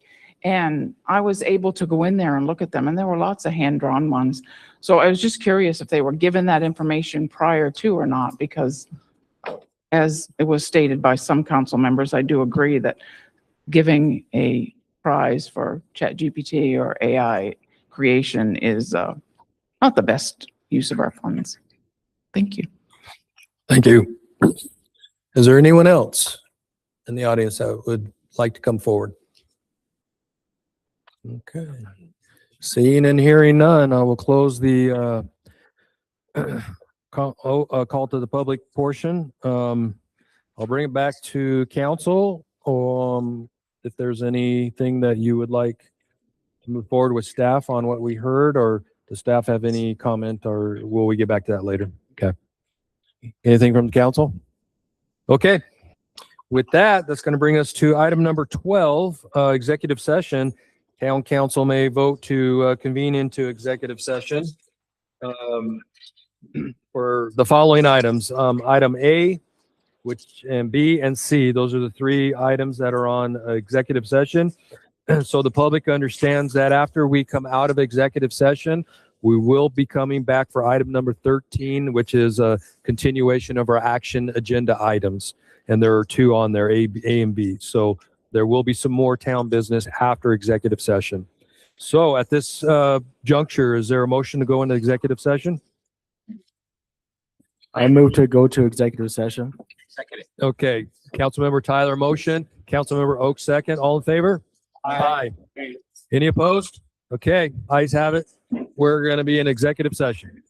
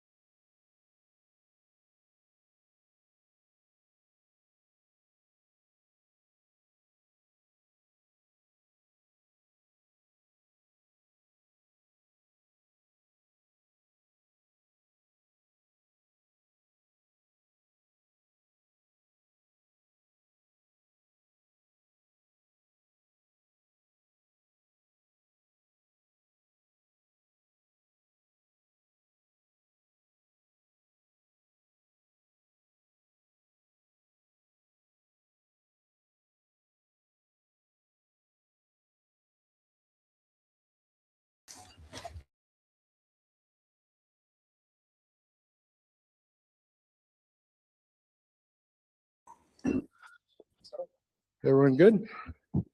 Okay. Do I have a motion to reconvene into regular session out of executive session? So moved. Is there a second? I got a motion by Councilmember Oaks and a second by Vice Mayor Hudgens. All in favor? Aye. Aye. Any opposed? Okay. Ayes have it. We are back in regular session. This brings us to item number 13A. There's 13A and 13B. We need to take each one individually, and there needs to be a motion and a vote on each one. So, first one is 13A. This is resolution number 2026-28, which is an intergovernmental agreement or IGA with Pinal County for roadway operation and maintenance. This is possible action to adopt this resolution of having an IGA with Pinal County for the provision of roadway operations and maintenance. Any discussion, questions, or a motion? Mayor, I motion that we deny resolution number 2026-28 intergovernmental agreement with Pinal County for roadway operations and maintenance. Is there a second? Okay, we have a motion and a second by Councilmember Tyler. All in favor? Aye. Any opposed? Okay, the ayes have it. Item 13A is denied. We have item number 13B, resolution number 2026-31, contract with SNS Paving. This is for possible action to approve this contract with SNS Paving for public works, street maintenance to include pavement, streets, signs, traffic signals, and various other town infrastructures.